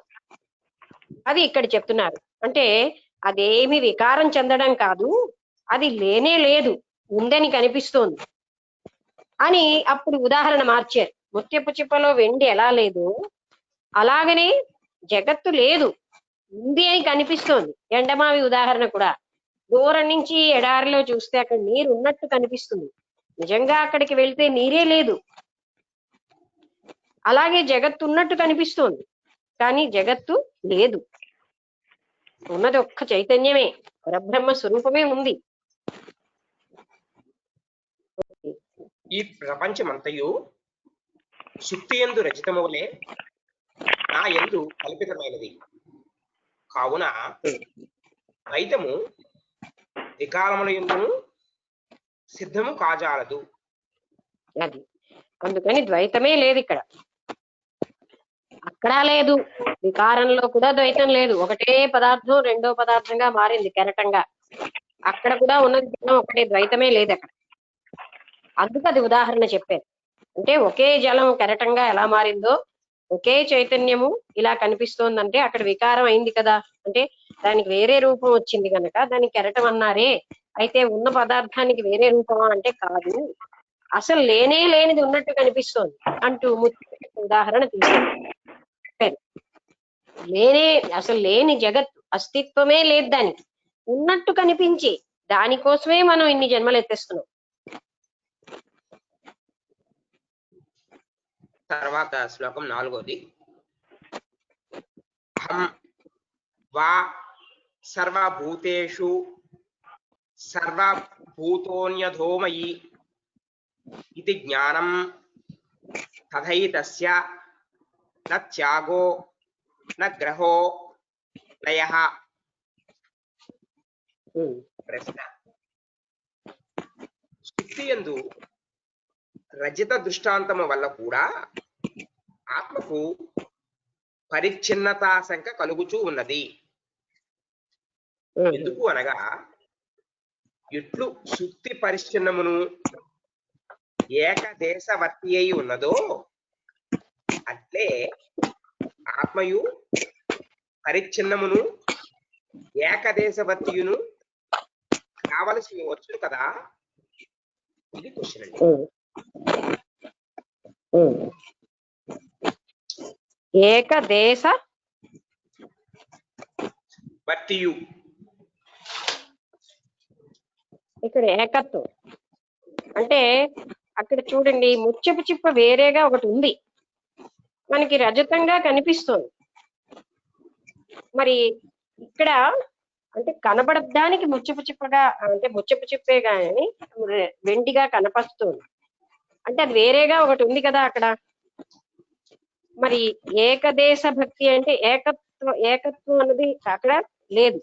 అంటే ఆయన అడగడంలో క్వశ్చన్ మనకి ఏమనిపిస్తుందంటే ఆయన మనకు కన్ఫ్యూజ్ లేకుండా మనం దాన్ని అర్థం చేసుకుంటే రెండు ముత్యపు చిప్ప ఒకటి వేరేగా అక్కడ ఉంది, అదే మనకి అలా కనబడింది రెండోదిగా. ఇంకొకసారి చదవండి ప్రశ్న మరొకసారి.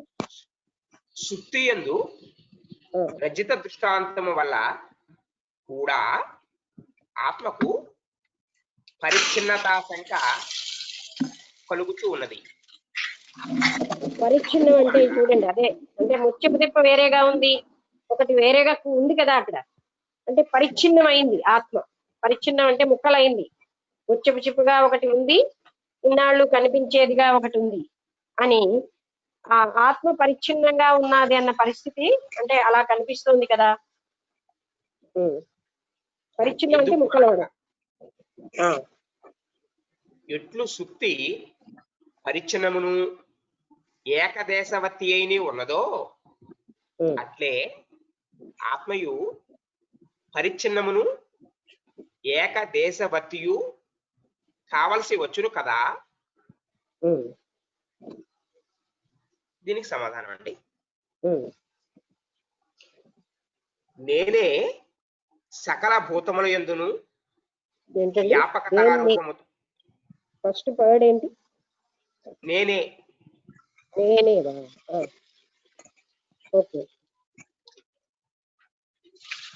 సకల భూతముల యందును వ్యాపకతారూపముతో మనుల యందు సూత్రము వలె ఉంటూ ఉన్నాను. నేనే అన్నింటికి అధిష్టాన రూపుడనై సత్తను మరియు స్ఫూర్తిని ఇచ్చువాడుగా ఉన్నాను. సత్తను కదండి? అవునండి. అంటే ఇక్కడ ఏం చెప్తున్నారంటే ఇంకా ఆ డిఫరెన్స్ కూడా కాకుండా ఈ ఒక పుష్పమాలలో ఎలాగైతే దారం ఆధారంగా పుష్పాలన్నీ ఒక మాలలా కనబడుతున్నాయి, లేకపోతే చెల్లా చెదురుగా ఉంటాయి, దారం ఆధారంగా ఉంది.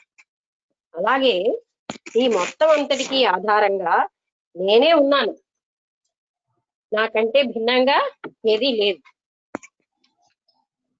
అంటే ఆ ముత్యపు చిప్ప వేరుగా ఒకటి కనబడుతుంది, ఆ ముత్యపు చిప్ప ఇంతసేపు ఉన్నటువంటి వెండి వేరుగా ఉన్నాయి, కానీ ఇక్కడ ముత్యపు చిప్పగా వేరేగా లేను, నేను అంతా ఒకటిగా ఉన్నాను. అంటే కనబడ్డానికి ఎగ్జాంపుల్ అక్కడ చెప్పారు.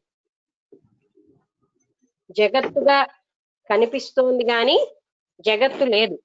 ముత్యపు చిప్పలో వెండి కనిపించినట్టు అన్న ఆ ఒక్కసారి ఎగ్జాంపుల్ కి వాడుకున్నారు. ముత్యపు చిప్పగా ఉంది కదా అన్నది కాదు అక్కడ. ఇక్కడ కూడా ఏం చెప్తున్నారు, ఈ మొత్తం పూలమాల ఉన్నదనుకోండి, దానికి ఆధారంగా దారం ఎలా ఉందో ఈ అంతటికీ ఆధారభూతుడై ఉన్నాను నేను. ఎందుకంటే చిదాత్మలోనే జగత్తు భాసిల్లుతోంది, చిదాత్మ ఆధారంగా ఉంది. చెప్పండి, చదవండి. నాయందే ఈ సర్వ ప్రపంచమును ఆకాశమునందు నీలిమమ్ము వలె అధ్యస్థమై ఉన్నది. బ్రాకెట్ లో అధ్యస్థము అనగా లేనిది ఉన్నట్లు తోచుట. Bracket close. అదండి, అంటే ఆకాశానికి నీలిరంగు ఉంది అని మనం అనుకుంటున్నాం, కానీ అక్కడికి వెళ్ళి చూస్తే అసలు అక్కడ ఏమీ లేదు, నీలిరంగే లేదు. కానీ ఆకాశానికి నీలిరంగు, ఆకాశం ఎలా ఉంటుంది, స్కై ఈజ్ బ్లూ అంటారు, ఆకాశం నీలంగా ఉంటుంది అని చిన్నప్పటి నుంచి మనం చదువుకుంటున్నాం, వింటున్నాం, చూస్తున్నాం. కానీ ఆకాశానికి నీలిరంగు లేనే లేదు. ఎందుకంటే అక్కడికి వెళ్ళి చూస్తే నీలిరంగే ఉండదు. అలాగే నాలోనే ఈ జగత్తంతా ఉన్నది, కానీ జగత్తు వేరుగా ఉన్నది అన్నట్టు లేనిది ఉన్నది అని కనపడుతోంది. లేని నీలరంగు ఎలాగైతే ఆకాశానికి కనపడిందో లేని జగత్తు ఉన్నట్టు నాకు కనిపిస్తోంది. ఈ ప్రకారములకు వేదాంత వాక్యముల చేత సిద్ధమైన జ్ఞానము అనగా అనుభవము ఆత్మ అద్వైత ఒకటయందు ప్రామాణికమై ఉన్నది. అది ఈ జ్ఞానం అంతా మనకి ఏం చేస్తోంది? ఆత్మ అద్వైతంగా ఉంది అంటే రెండుగా లేదండి, ఒక్కటిగానే ఉంది అని ఈ ఉదాహరణలన్నీ ఈ వేదాంత జ్ఞానం అంతా మనకేం చెప్తోంది?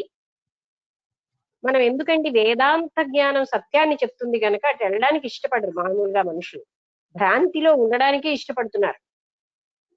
సత్య తపన ఉన్నవాళ్లే ఈ జ్ఞానం దగ్గరికి వస్తారు. ఎన్నాళ్ళు ఈ అసత్యంలో బాధలు పడుతూ బతకడం ఈ మిథ్యలో అని అప్పుడు వాళ్ళకి ఆ బాధల్ని భరించలేక అప్పుడు సత్యతపన జాగరూకం అవుతుంది. అసలు ఏదైనా ఒక శాశ్వతమైనది ఉందా అని అప్పుడు మొదలవుతుంది. అందుకని సత్యతపన ఉన్న వాళ్ళకే ఈ రెండు లేని ఒకటే ఉంది అన్నది తెలుస్తుంది. ఈ ఉదాహరణలన్నీ మనం మనస్సుకి ఇంద్రియాలకి అర్థమయ్యేటట్టుగా చెప్పారు.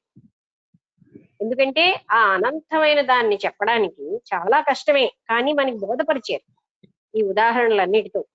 సుక్తి అంటే ముత్యపు చెప్ప ఉదాహరణ, ఈ అలలతో ఉన్నటువంటి సముద్రం ఉదాహరణ, అలాగే ఎండమావుల ఉదాహరణ, ఇవన్నీ మనకి కుందేటి కొమ్ము అంటారు. కుందేటికి కొమ్మే లేదండి, ఉన్నాదని భ్రాంతి చెందినట్టుగా మనం ఈ ప్రపంచం ఉన్నది అని భ్రాంతిలోనే జీవిస్తున్నాం అని ఇలాంటి.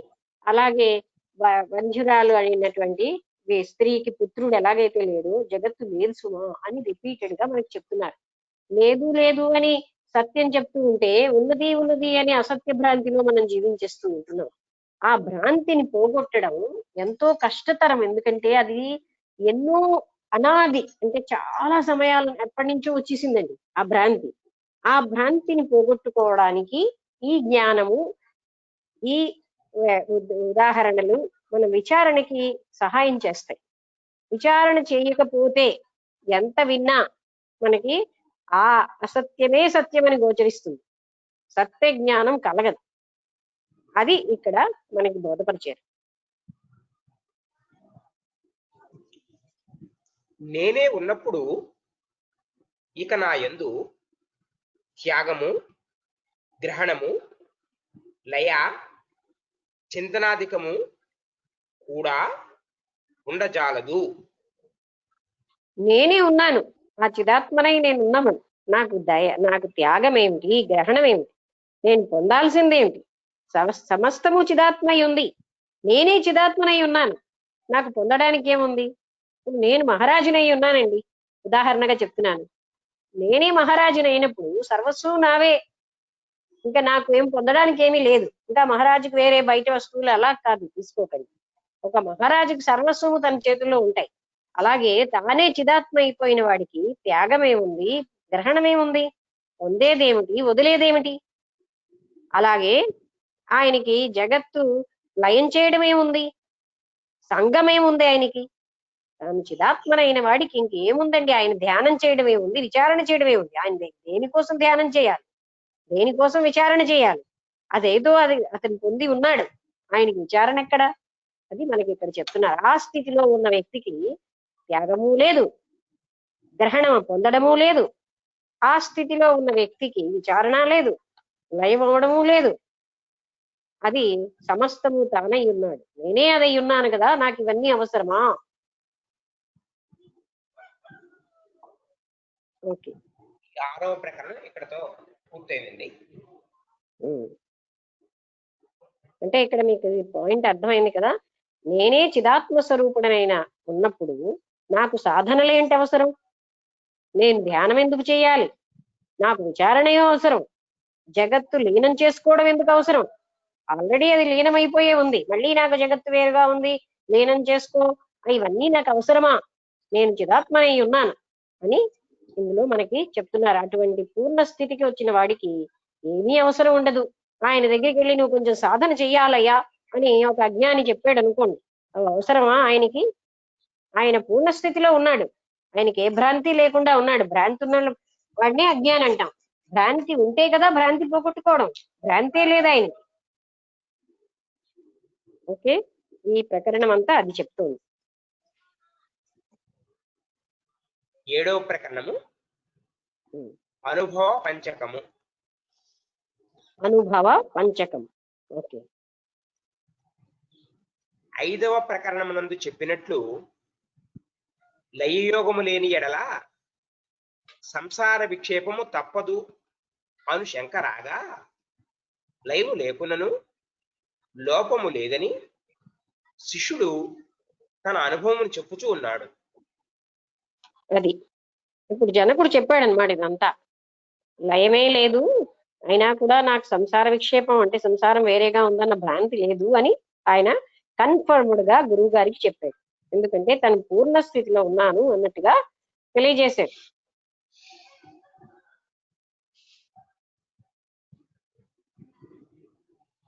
ఒకటో శ్లోకం. మయ్య అనంత మహోంభవ విశ్వపోత ఇతస్తతః భ్రమతి స్వాంతవాతేన న మాయా న మయాస్త సహిష్ణుత న మయాస్త సహిష్ణుత. లయ చింతనము లేనిచో సంసారిక విక్షేపములు కలుగును. ఒకప్పుడు కూడా అవి దూరము కావు కదా? ఇది ప్రశ్న. ప్రశ్నిస్తున్నాడా? అవునండి. అంటే లయ చింతనం లేకపోతే సంసారం విక్షేపం అంటే ఏంటి? సంసారం వేరేగా ఉందని భావన కలుగుతోంది కదా. అంటే మనం ప్రతి నిత్యము ఇది మనందరికీ ఏంటంటే లయ చింతన లేదనుకోండి, సంసారం వేరుగానే ఉంది, జగత్తు వేరుగా ఉంది. పొద్దున్న లేచిన దగ్గర నుంచి ఇవి తీసుకోవాలి, అవి తీసుకోవాలి, టీ తాగాలి, భోజనం చేయాలి, అవి సంపాదించాలి, మన ఇంట్లో ఈ వస్తువులు కొనుక్కోవాలి, మన పిల్లలకి ఇలాంటివి చూడాలి, ఇదే కదా మనం. ఎందుకంటే ఇదంతా నిత్యము సత్యము అని గ్రహిస్తున్నాం అని. అయితే ఎవరైతే ఇది లయ చింతన వచ్చేసిందో అంటే పూర్తిగా తనకి అంతా కూడా పరబ్రహ్మ స్వరూపమే అనే వ్యక్తికి విక్షేపము అంటే వేరేగా జగత్తుంది అన్న భావనే లేదు.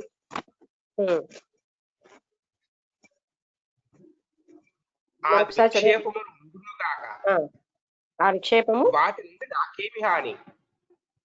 అర్థం అవట్లేదు, వినబడలేదు. ఆ విక్షేపములు ఉండునుగాక. ఉండునుగాక. అవునండి, కామ. ఆ విక్షేపములు ఉండునుగాక కామ. ఉంటే ఉన్నాయి. వాటి నుండి నాకేమి హాని? Question mark. అది కరెక్ట్. అంటే విక్షేపములు ఉంటే ఉండొచ్చు, అంటే జగత్తుగా కనిపిస్తూనే ఉంటుంది, దాంతో నాకేమిటి హాని? ఎందుకు హాని ఎందుకు లేదు ఆయనకి? స్థిరత్వం వచ్చేసింది. ఇదంతా చిన్మాత్ర స్వరూపం అనే స్థిరమైన బుద్ధి వచ్చేసిన వ్యక్తికి, బుద్ధి అంటే ఆ స్థితి. మరి విక్షేపం ఉంది అంటే జగత్తుగా ఆయనకి కనిపిస్తుంది, ఉంటే ఉండొచ్చు, దాంతో నాకేం పని అంటున్నాడు ఆయన. అనంత మహాసముద్ర రూపుడునగు యందు ఈ విశ్వరూప నౌక మనోరూప వాయువుచే ఇటు అటు తిరుగుచు ఉన్నది. దాని భ్రమణము వలన మళ్ళీ వినబడలేదు. దాని తర్వాత వినబడలేదు. భ్రమణము వలన దాని భ్రమణము వలన అదేనా? అవునండి. నాకేమియు అసహిష్ణుత్వము లేదు. అంటే సహించలేని తనము లేదు. అంటే అనంతమైనటువంటి విశ్వరూప నౌక. ఒక్కసారి చదవండి, ఒక్క ముక్కగాను కొంచెం ఆపి చదవండి. అంత మహాసముద్ర రూపునకు అనంత మహాసముద్ర రూపుణ్ణి అయి ఉన్నాను నేను. అలాంటి నాకు నా ఆత్మయందు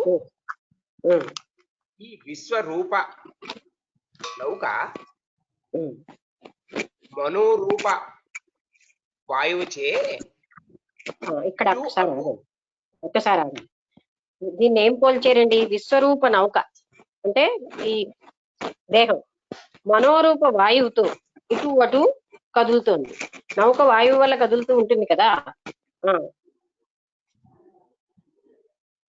అటు ఇటు తిరుగుచూ ఉన్నది. అదే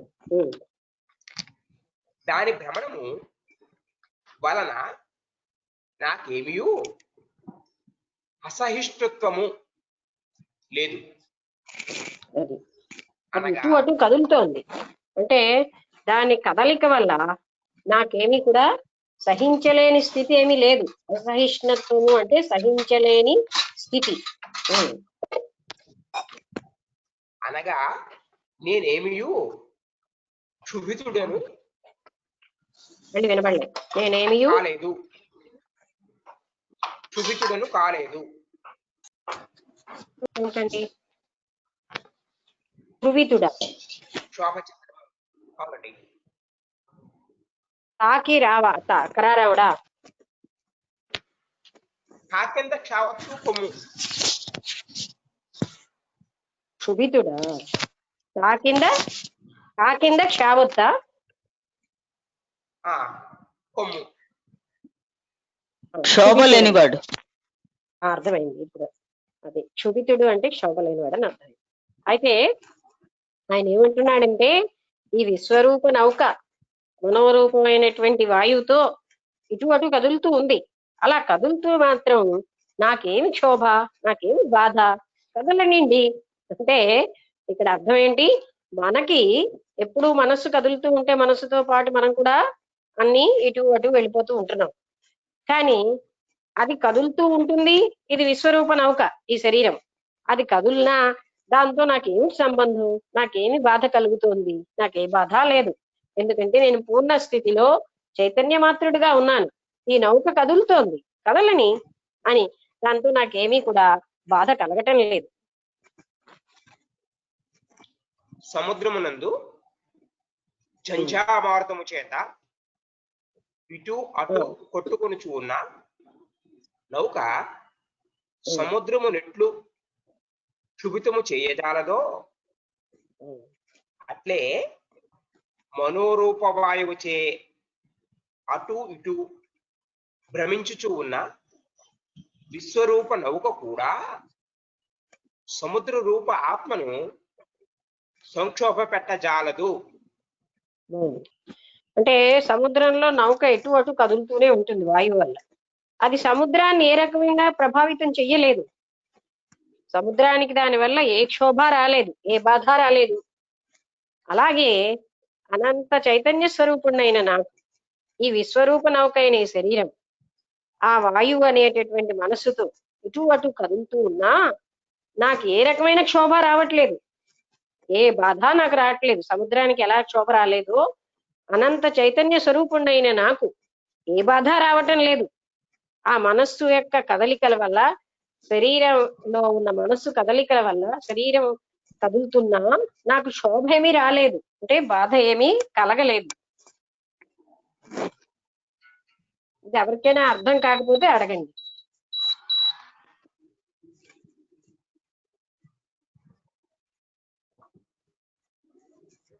అర్థమైంది అంటే సంతోషమే.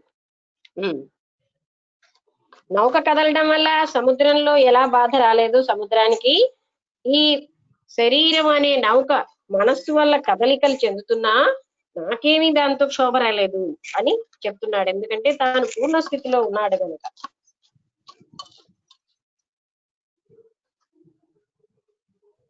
ఓకే అండి చదవండి, ఎవరికి డౌట్స్ లేవు కదా. ఇప్పుడు మీ మాట ఒక్కటి వినబట్టం లేదు. రామబుద్ధుడి గారు మైక్ ఆన్ చేస్తుంది, ఏమైనా ప్రశ్న కానీ ఇస్తున్నారా? రామభద్రి గారు ఏమైనా అడిగితే అడగండి. ఏ సందేహమైనా అందరికీ సహాయం చేస్తుంది, అదొక్కటి మీరు గుర్తుపెట్టుకోండి అందరూ. తర్వాత నాకే ఈ సందేహం వచ్చిందని ఎవ్వరు అనుకోకండి, అందరికీ సందేహాలే. ఎందుకంటే ఎంత విన్నా మనకి భ్రాంతి నిత్యం అని ఉండిపోయింది గనక సందేహాలు వస్తాయి. భ్రాంతే సత్యము అని ఉండిపోయింది గనక సందేహం రావడం తప్పు లేదు, రావాలి. ఓకే, రెండో శ్లోకం అండి. వినాశరహితమైనట్టు వ్యాపకమైనట్టు అవు ఆత్మరూప మహాసముద్రమునందు జగద్రూపములకు అనేక తరంగములు ఉదయించుచూ ఉన్నవి. మరల ఏంటండి అక్కడ ఒక్కసారి చదవండి. వినాశ రహితమైనట్టు రహితం కదండి. అవునండి, వినాశరహితం తర్వాత ఏంటి? వినాశరహితమైనట్టు వ్యాపకమైనట్టు ఓకే అవు ఆత్మరూప మహాసముద్రమునందు జగద్రూపములకు అనేక తరంగములు ఉదయించుచూ ఉన్నవి. మరల దాని యందే లయించుచూ ఉన్నవి. కంటిన్యూషన్ ఉందండి. అదే అంటే వినాశరహితంగా ఉంది ఆత్మతత్వం.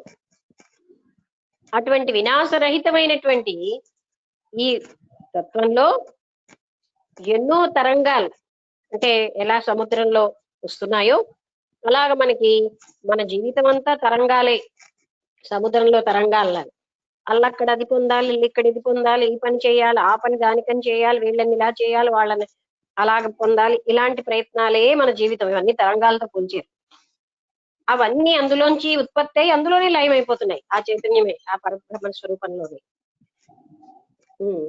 అంటే నేను వినాశరహితంగా ఉన్నాను, ఇవన్నీ జరుగుతున్నా నాకేమీ దాంతో లేదు. అంటే ఆయన దానికి ఏమీ ప్రభావితుడు కాకుండా ఈ జగత్తులో జరిగే విషయాలు ఏటికి ప్రభావితం కాకుండా ఉంటాడు పూర్ణుడు, పూర్ణ స్థితి వచ్చిన వ్యక్తి. తరంగ ఉదయం వలన గాని అస్తమయం వలన గాని తరంగోదయం సముద్రముకు ఎట్టి హాని వృద్ధులు లేనట్లు జగత్ ఉత్పత్తి వలన ఆత్మకు వృద్ధియు లేదు, దాని లయము వలన ఆత్మకు హానియు లేదు. ఇది బాగుంది. అంటే ఒక తరంగం ఉత్పత్తి అయ్యి పైకి వచ్చింది అనుకోండి, మళ్ళీ అందులో లయం అయిపోయింది. తరంగాలు ఉత్పత్తి అవ్వడం వల్ల తిరిగి సముద్రంలో లయం అయిపోవడం వల్ల సముద్రానికి ఏ రకమైన ప్రభావము లేదు. అలాగే జగత్ అన్నది మిథ్యగా ఉత్పత్తి అయ్యి అది మళ్ళీ అంటే ఎన్నో రకాలైనటువంటి మనకి కోరికలు, ఉద్దేశ్యాలు, రూపాలు ఉత్పత్తి అవుతున్నాయి, తిరిగి లయం అయిపోతున్నాయి. అలా ఉన్నప్పుడు ఆ చైతన్య స్వరూపానికి దానికి ఏమీ ప్రభావితం ఉండదు. సముద్రానికి ఎలా అయితే ఏ ప్రభావితం లేకుండా ఉందో ప్రభావము, ఈ చైతన్య స్వరూపం కూడా ఈ జగత్తులో ఇన్ని విషయాలు జరిగినా దేనితో ప్రభావితం కాకుండా ఉంది. మూడో శ్లోకానికి ముందు మాట. పైన చెప్పిన దృష్టాంతము వలన ఆత్మవికారమే జగత్తు అని భ్రమ కలుగవచ్చునని తన్ని వృత్తికై ప్రకారాంతముగా చెప్పుచూ ఉన్నారు. అంటే ఆత్మ వికారమే జగత్తు అని భావన రావచ్చు మళ్ళీ, అందుకని దానికి విరుద్ధంగా దాన్ని కూడా నివృత్తి చేయడానికి మళ్ళీ చెప్తున్నారు. అంటే ఇప్పుడు ఏం తెలిసింది, సముద్రంలో ఉన్న వికారం వల్ల అలలు వచ్చాయి అని దృష్టాంతం చెప్తే ఆత్మ వికారం చెంది, వికారం అంటే వేరే రూపం దాల్చి జగత్తుగా మారింది అన్న ప్రమాదం ఉంది. అలాంటి అండర్స్టాండింగ్ మనకి రావచ్చు. అది వేరే రూపంగా వికారం చెందలేదు. అందుకని మళ్ళీ బోధపరుస్తున్నారు. ఎంత జాగ్రత్తగా చెప్తున్నారో చూడండి. అంటే అక్కడ నీరు వేరే రూపంగా మారిపోయి అలాగా అయింది. అలాగే చైతన్యం వేరే రూపంగా మారిపోయింది అని ఎక్కడైనా ప్రమాదం ఉంది అలా అర్థం చేసుకోవడానికి. అలా మారట్లేదు. అందుకని మళ్ళీ చెప్తున్నారు. అనంత మహాసముద్ర రూపుడునగు అనంత నా ఎందు మహాసముద్ర రూపుడునగు ఓకే నా ఎందు కల్పించబడిన ఈ విశ్వము భ్రమ మాత్రమై ఉన్నది, కానీ వాస్తవమునందు లేదు. అది అక్కడ అల వాస్తవంలో కూడా ఉంది, కానీ ఇక్కడ విశ్వము అనంత స్వరూపుడైనటువంటి మహాసముద్రం లాంటి స్థితిలో ఉన్న నాలో విశ్వము భ్రమమాత్రంగా కల్పించబడింది, కానీ అసలు విశ్వం లేదు అక్కడ. అక్కడ సముద్రంలో అలగా కనబడమే కాదు, అలగా మారింది. అంటే మార్పు చెందింది నీరు. కానీ ఇక్కడ చైతన్యం మార్పు చెంది జగత్ అవ్వలేదు. అసలు జగత్తుగా అది మార్పు చెంది ఒక వస్తువుగా తయారవ్వలేదు. అది అక్కడ జగత్తుగా కనబడుతోంది, కానీ జగత్తు లేనే లేదు. ఎందుకు అనగా నా అనంత స్వరూపము నిరాకారమై ఉన్నది. అది ఎందుకంటే నా అనంత స్వరూపం ఆకారమే లేకుండా ఉంది. అది ఒక ఆకారం కలిగి ఉంటే వేరే ఆకారంగా మారడానికి, ఇది నిరాకారంగా ఉంది. నిరాకారం నుండి సాకారోత్పత్తి పొసగదు. అది నిరాకారం నుంచి ఆకారం ఉన్న వస్తువు యొక్క ఉత్పత్తి పొసగదు, అంటే కుదరదు. ఆత్మయందు జగత్తు యొక్క వాస్తవోత్పత్తియే లేనప్పుడు నేను ప్రపంచరహితమైన శాంత స్వరూపుడనై ఉంటున్నాను. కాన నా యందు లయ యోగాధికమును కూడా కల్పించుట ఉచితము కాదు. అది అంటే సాకారంలోంచి నిరాకారంలోంచి సాకారం అన్నది ఉద్భవించడం అసాధ్యం, అంటే జరగదు. అంటే ఎలా అయితే జరగట్లేదు, నేను నిరాకారుణమైన నాలో ఇంకా ఏ రకమైనటువంటి విక్షేపాలు లేకుండా. మరొక్కసారి ఆ వాక్యం చదవండి. ఆత్మయందు జగత్తు యొక్క వాస్తవోత్పత్తియే లేనప్పుడు. అది వాస్తవోత్పత్తి అంటే ఒకసారి ఆపండి ఇక్కడ. అంటే నిజంగా జగత్తు ఉత్పత్తి అవ్వలేదు. ఎందుకంటే ఉత్పత్తి అయింది అని మనకి అనిపిస్తోంది, కానీ అసలు ఆత్మలో జగత్తు నిజంగా ఉత్పత్తి అవనప్పుడు నేను ప్రపంచరహితమైన శాంత స్వరూపుడనై ఉంటున్నాను. అది అంటే నాకు ప్రపంచమే లేదు, నాకు తెలిసిపోయింది ఇదంతా కూడా చిదాత్మని. అందుకని నేను ప్రపంచరహితమై శాంత స్వరూపుడనై ఉంటున్నాను. ఆత్మలో జగత్తు ఉత్పత్తి అవ్వలేదు. అటువంటి అప్పుడు నేను శాంత స్వరూపుడినై ఉంటున్నాను. నాకు ఏమీ కూడా ప్రపంచంతో ఉత్పత్తే లేని ప్రపంచం మీద నాకెందుకు జగత్తుతో సంబంధం? అది ఆ జ్ఞానం ఆయనకి స్థిరంగా వచ్చేసిన పూర్ణ జ్ఞానం ఉన్న వాడికి ఈ ప్రపంచంలో ఇది జరుగుతోంది అది జరుగుతోందని అవన్నీ మిథ్య అని తెలిసిపోయింది కదండి. అంటే ఇప్పుడు ఆ తెర మీద ఇదిగోటండి ఆయన చచ్చిపోయాడు, మీరు ఏంటి బాధపడటం లేదా అని ఆ తెర మీద ఉన్న దీన్ని నడిపేవాడిని అడిగితే ఎంత హాస్యాస్పదంగా తీసుకుంటాడు. అవి తెర మీద కనిపిస్తున్నాయి, కానీ అవి ఏమీ వాటితో సంబంధం లేదు. ఆ తెర మీద అవి కనబడేటట్టు చేయడమే నా పని అంటాడు వాడు. అలాగా ఆ తెర మీద ఈ జగత్తు అనేది మనకి కనపడుతోంది, కానీ అసలు లేనే లేదు. అది తెర మీద ఏమైనా ఉన్నాయా? ఇన్ని క్యారెక్టర్స్ లేవే లేవు, ఉన్నట్టు కనిపిస్తున్నాయి. అలాగే చిదాత్మలో జగత్తు ఉన్నట్టుగా కనిపిస్తోంది. ఆ జగత్తులో జరిగే సంఘటనలతో నాకేమిటి సంబంధం? ఆ ప్రపంచాలతో నాకు సంబంధమే లేదు అని ఆయన అంటున్నాడు. కావున నా యందు లయ యోగాధికమును కూడా కల్పించుట ఉచితము కాదు. అది ఉన్నాదంటే ఉన్నాదన్న భ్రాంతి ఉన్నవాడికి లయం చేయాలి.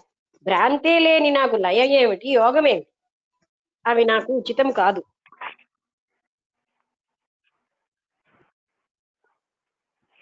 నాత్మ భావేషు నో భావత్రానంతే నిరంజనే ఇచ్చసత్తో స్పృహశాంత ఏతదేవాహమాస్థితః.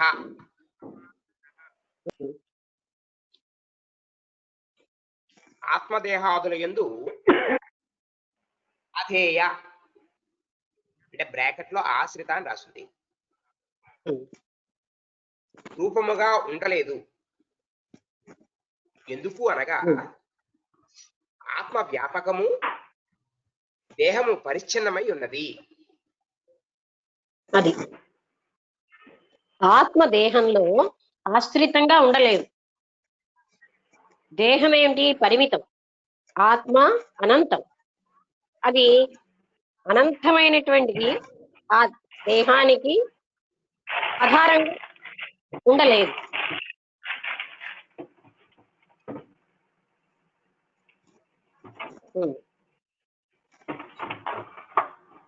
వ్యాపకము పరిచ్ఛిన్నమునకు ఆశ్రితము కాదు. ఆత్మ సత్యమైనది ఒకటి చేత వినబడలేదండి పదం. ఆత్మ సత్యమైనది ఒకటి చేత దేహము మిథ్య ఒకటి చేతను నిరాకారమైన ఆత్మ దేహాదులకు ఉపాధి కాజాలదు. అది ఇంకోటి.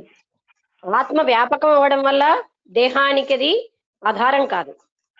ఆ పరిచ్ఛిన్నం అంటే ముక్కముక్కలుగా ఉన్నటువంటి దేహాలకి అది ఆధారం కాదు. మరొకటి ఏం చెప్తున్నారు? ఆత్మ అంటే అది నిరాకారం. మరొక కారణం చదవండి, మర్చిపోయినప్పుడేను. నిరాకారమైన ఆత్మ దేహాదులకు ఉపాధి కాజాలదు. ఇంకా చదవండి, అంటే చెప్పింది కొంచెం ముందు నుంచి చదువుతున్నానండి. ఆత్మ సత్యమైనది ఒకటి చేతను. అది అక్కడ పాయింట్ నాకు కావాలి.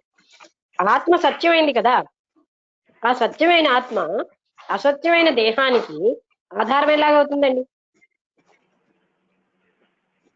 దేహం అసత్యం, జగత్తు అసత్యం, అందుకని ఆధారం అవ్వలేదు కదా. అసత్యమే అంటే లేనే లేని వాటికి సత్యమైన ఆత్మ ఆధారం ఎలా అవుతుంది? సత్య వస్తువు మిథ్యా వస్తువులకు ఉపాధి కాచాలదు. అది మిథ్యా వస్తువు అంటే లేని వస్తువుకి సత్య వస్తువు ఆధారం ఎప్పుడూ కాజాలదు. మరియు ఆత్మ అనంతమును నిరంజనమును అగుట వలన దేహము అంతము గలది, నాశము కలది అగుట చేత దేహేంద్రియములు ఆత్మకు ఉపాధి కాజాలవు. అందుకని ఆత్మకి దేహేంద్రియాదులు ఉపాధి కావు. ఎందుకంటే ఆత్మ నాశరహితము, నిరంజనము గనక.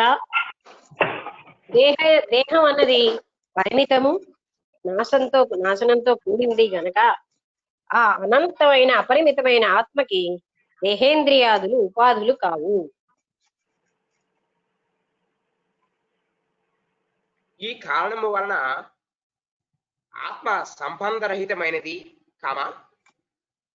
ఇచ్ఛాధిక రహితమైనది మరియు శాంత స్వరూపమై ఉన్నది. క్వశ్చన్ మార్క్ ఉంది.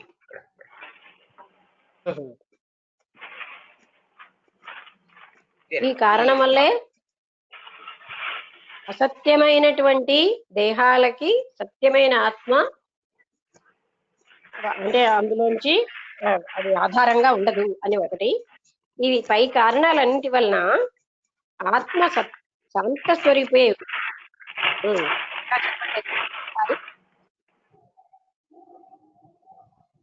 ఈ కారణము వలన ఆత్మ సంబంధరహితమైనది, సంబంధం ఏమీ లేకుండా ఇచ్ఛాధికరహితం, మరియు సంబంధం ఏమీ లేదు. ఇచ్ఛాది లాంటివన్నీ ఇచ్చలు లాంటివి ఏమీ లేకుండా ఉంది. అది శాంత స్వరూపంగా ఉంటుంది. అందుకనే మన మూల స్వరూపం శాంతే ఉంది. శాంతి, ప్రేమ, కారుణ్యం అన్నది సహజంగా ఉంటాయి.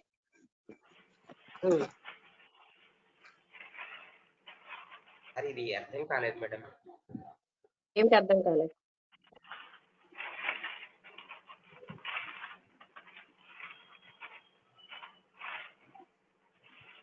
దేహేంద్రియాలకి ఆత్మ ఉపాధి కాచాలదు. ఈ కారణం వలన ఆత్మ సంబంధ రహితమైంది, ఇచ్ఛాధిక రహితమైంది, మళ్ళీ శాంత స్వరూపమై ఉంటుంది. ఒకటి వినండి, దేహేంద్రియాదులు అసలు ఉన్నాయా? అస్తిత్వం ఉందా? ఉంది కదా అని మనం అండం కాదు. అలాగైతే ఇంద్రియాలతోటే ఉంది కదండి. దేహేంద్రియాలు వాటికి అస్తిత్వం అసత్యం. దానికి సత్యమైన ఆత్మ ఏమంటారు? ఆధారం అవ్వదు కదా. అసత్యమే.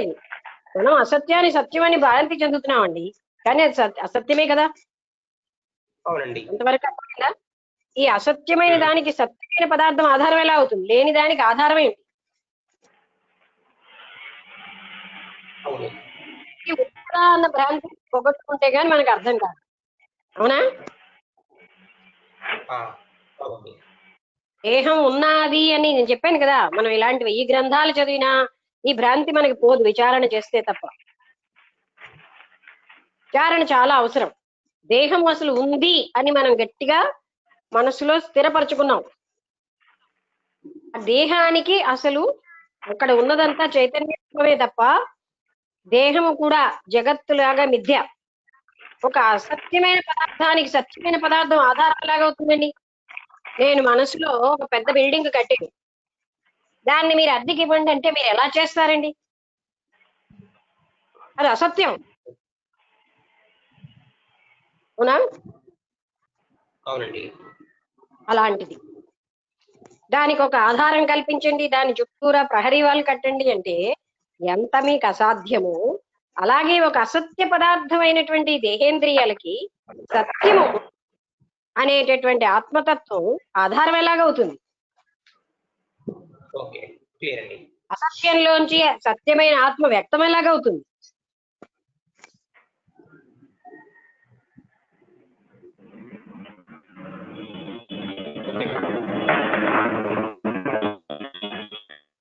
ఎవరికైనా ఏమైనా సందేహం ఉందా?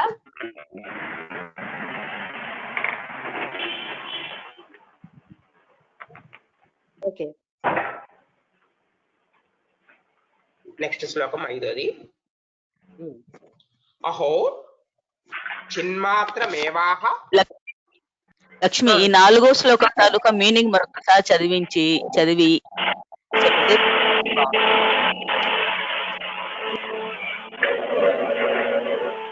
బోధపరచమంటారు. ఓకే, మరొకసారి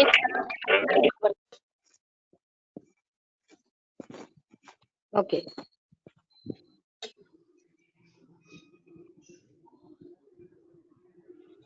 ఇవన్నీ చాలా అవసరం అండి. ఆంజనేయమూర్తి గారు, మీరు ఏమైనా చదువుతున్నారండి? నాకు ఏ మాట వినిపించట్లేదండి. ఇప్పుడు నా మాట వినబట్టడం లేదా? వినిపిస్తుందా లేదా?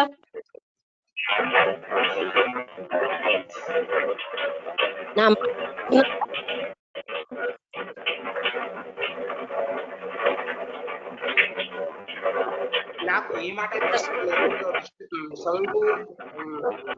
సౌండ్ చాలా గట్టిగా వస్తుంది.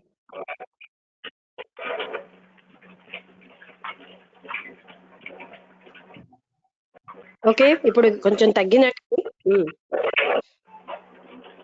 మరొకసారి ఇప్పుడు తగ్గింది. 4వ శ్లోకం అర్థమైంది. అర్థం చెప్పండి. నేను చదువుతాను. అలాగేనండి. కానీ ఈ ఆత్మ ఇంత వస్తుంది, చాలా సౌండ్ వస్తుంది. ఆయన మంగళ ఆయన ఓపెన్ చేసినట్టున్నారు, ఆయన వల్ల వస్తుంది అనిపిస్తుంది. ఎవరండి ఆయన పేరేంటి? ఏంటండి? ఎక్కువ ఆయన మంగళ తర్వాత కనిపించట్లేదు. మూర్తి గారండి. అది కంటిన్యూస్ గా చాలా సేపటి ఆన్ లో ఉంది. చెప్పండి, ఆయన కొంచెం ఆత్మ మ్యూట్ చేసుకో. నేను చదవనా ఇది ఒక్కసారి చదువు ఆత్మ స్లోగా చదువు. దేహాదుల యందు ఆత్మ దేహాదుల యందు ఆశ్రిత రూపముగా నుండలేదు. ఆత్మ దేహాదుల యందు ఆశ్రిత రూపముగా నుండలేదు.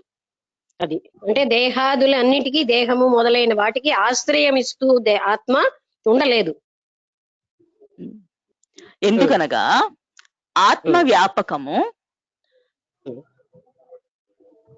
దేహము దేహాదులు పరిచ్ఛిన్నమై ఉన్నది. అది ఒక కారణం ఏం చెప్పారు? ఆత్మ వ్యాపకం, అనంతంగా ఉంది, అది అంతటా వ్యాపించి ఉంది. దేహం ఏమో పరిచ్ఛిన్నం, అంటే ముక్కలుగా ఉంది.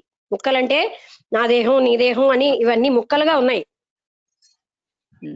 వ్యాపకమైనటువంటి ఆత్మ ముక్కలుగా ఉన్నటువంటి దేహాలకి ఆశ్రయం ఎలా ఇవ్వగలదు? ఓకే, ఆత్మ సత్యము అగుట చేతను, దేహము మిథ్య అగుట చేతను నిరాకారమైన ఆత్మ దేహాదులకు ఉపాధి కాజాలదు. ఓకే, ఇది రెండోది. దేహాదులన్నీ మిథ్య, ఆత్మ సత్యము. ఆ సత్యమైన ఆత్మ మిథ్యకి ఎలాగ ఆశ్రయాన్ని ఇస్తుంది? మిథ్య అంటే లేనే లేదు అది. సత్య వస్తువు మిథ్యా వస్తువునకు ఉపాధి కాజాలదు. అది మరియు ఆత్మ అనంతమును నిరంజనమును అగుట వల్లను దేహము అంతము కలది నాశము కలది అగుట చేతను దేహేంద్రియములు ఆత్మకు ఉపాధి కాజాలవు. అది ఆత్మ అనంతము, నిరంజనము అంటే అంతటా అది ఇంకా ఏ రకమైనటువంటిది లేకుండా ఉంది, మలినాలు ఏమీ లేనటువంటి శుద్ధ స్వరూపమై ఉంది. అటువంటి ఆత్మ పరిచ్ఛిన్నంగా ఉన్నటువంటి ఈ దేహేంద్రియాదులకి ఉపాధి అవ్వదు. అంటే దేహేంద్రియాదులు అటువంటి ఆత్మకి ఉపాధి కాజాలం. ఒకటి ఇవి లేవు. ఉపాధి అసలు అంటే ఉన్నాయని ఉపాధి అంటే దేని ద్వారా మనం పనిచేస్తుంటాము అంటే, ఇప్పుడు చూడు, మనం ఉపాధి వస్తువు అవసరం కదా పని చేయాలంటే, సాధనంలాగా. నేను పటకార అవసరం, పొయ్యి మించి ఏదైనా దింపాలంటే, అంటే అలా, లేదా దాని ద్వారా వ్యక్తం అవ్వడానికి ఉపాధి అంటే ఏదైనా దేని ద్వారానైనా వ్యక్తం అవ్వడానికి ఇన్స్ట్రుమెంట్, సాధనం. Yes, correct. ఈ కారణము వలన ఆత్మ సంబంధ రహితమైనది, ఇచ్ఛాధిక రహితమైనది మరియు శాంతి స్వరూపమై ఉన్నది. క్వశ్చన్ మార్క్ పెట్టారు. ఆత్మ సంబంధరహితమైనది అంటే ఏ సంబంధాలు లేకుండా, ఇచ్ఛారహితమైనది, ఏ కోరికలు లేకుండా ఉంది. ఇంకో అంటే ఏంటి? రహితమైనది మరియు శాంతి స్వరూపమైనది. ఇక్కడ ఒక క్వశ్చన్ మార్క్ పెట్టారు, దానివల్ల ఇది కన్ఫ్యూజన్ వచ్చింది. సరే, క్వశ్చన్ మార్క్ ఉన్నా మనం తర్వాత తెలుసుకోవచ్చు. శాంతి స్వరూపంగా ఉంది ఉన్నది. ఇది అంటే ఇది చిన్న ప్రింట్ మిస్టేక్స్ కూడా ఉన్నాయి ఇక్కడ, కామాలు అవి కొంత. ఆంజనేయమూర్తి గారు చదవండి మీరు. ఓకే, ఇప్పుడు గోల కూడా తగ్గింది కదా. వసంత్ గారు మెసేజ్ పెట్టారండి, లాస్ట్ కొన్ని నిమిషాలు పెట్టే ఆడియో నాకు వినిపించట్లేదు అని. ఏమైనా చేయగలరా? మళ్ళీ ఆవిడని ఒకసారి స్టాప్ చేసి బయటకు వచ్చేయమంటే వస్తుందా? రింగ్ ఫోన్ చేస్తుంటే ఫోన్ కూడా ఎత్తట్లేదు. ఫోన్ చేస్తున్నాను కానీ. మెసేజ్ పెడితే అవదా? మీకు మెసేజ్ పెట్టడం కష్టమా ఇప్పుడు? మెసేజ్ పెట్టండి, మెసేజ్ పెట్టాను. లక్ష్మి 8 అయిపోయింది. లక్ష్మి 8 అయిపోయిందా? మేడం గారు, లాస్ట్ శ్లోకం ఒక 4 లైన్లు మాత్రమే ఉంది. దీన్ని కంటిన్యూ చేద్దామంటే చేద్దాం, చెప్పండి రేపు. శ్లోకం ఇంకా దాని మీనింగ్ 4 లైన్లు ఉంది. ఆ శ్లోకము మీనింగే 3-6 లైన్లు. శ్లోకం కూడా ఉందా? శ్లోకం ఉందండి, లాస్ట్ శ్లోకం. అయితే అది రేపు చేద్దాం. అంటే శ్లోకం కూడా ఉంది, ఇదే దీని ఎక్స్టెన్షనే అంటే చేసేయచ్చు. వేరే శ్లోకం ఉంది దానికి మీనింగ్ ఉంది అంటే రేపు చేద్దాం, ఏం పర్వాలేదు. అయితే మనకి ఇక్కడ వరకు ఉన్నది అందరికి క్లియర్ అయిపోయింది అంటే నేను సంతోషిస్తాను. ఇప్పుడు శారద అడిగినట్టుగా అడిగితే మంచిది. నాకు ఈ 4వది అర్థం అవ్వట్లేదు, లేదా నాకు బాగా క్లారిటీ రాలేదు. ఎవరైనా అడగడానికి అర్హత ఉంది. అడగడం వల్ల అందరికీ క్లారిటీ వస్తుంది, అందులో ఏమీ తప్పు లేదు. ప్రతి ఒక్కరూ ఏదైనా క్లియర్ గా తెలిసి తెలియకుండా ఉన్నా అందరూ క్లియర్ అవ్వాలని నా ఉద్దేశం. విన్న వాళ్ళందరికీ అష్టావక్ర గీత ఎక్కడ ఏది అడిగినా మీరు 10 మందికి చెప్పేటట్టు తయారవ్వాలి, అది నేను కోరేది. అందుకు మీరు సందేహరహితం అవుతే మీరు ప్రతి ఒక్కరికి చెప్పగలరు. మీకు సందేహరహితంగా తెలియాలి. అందరికీ అర్థమైంది కదా? సంతోషం, ధన్యవాదాలు అందరికీ. జాగ్రత్తగా వింటున్నారు. నమస్కారం. ఇక్కడితో విరమించేద్దాం. నమస్తే అమ్మా.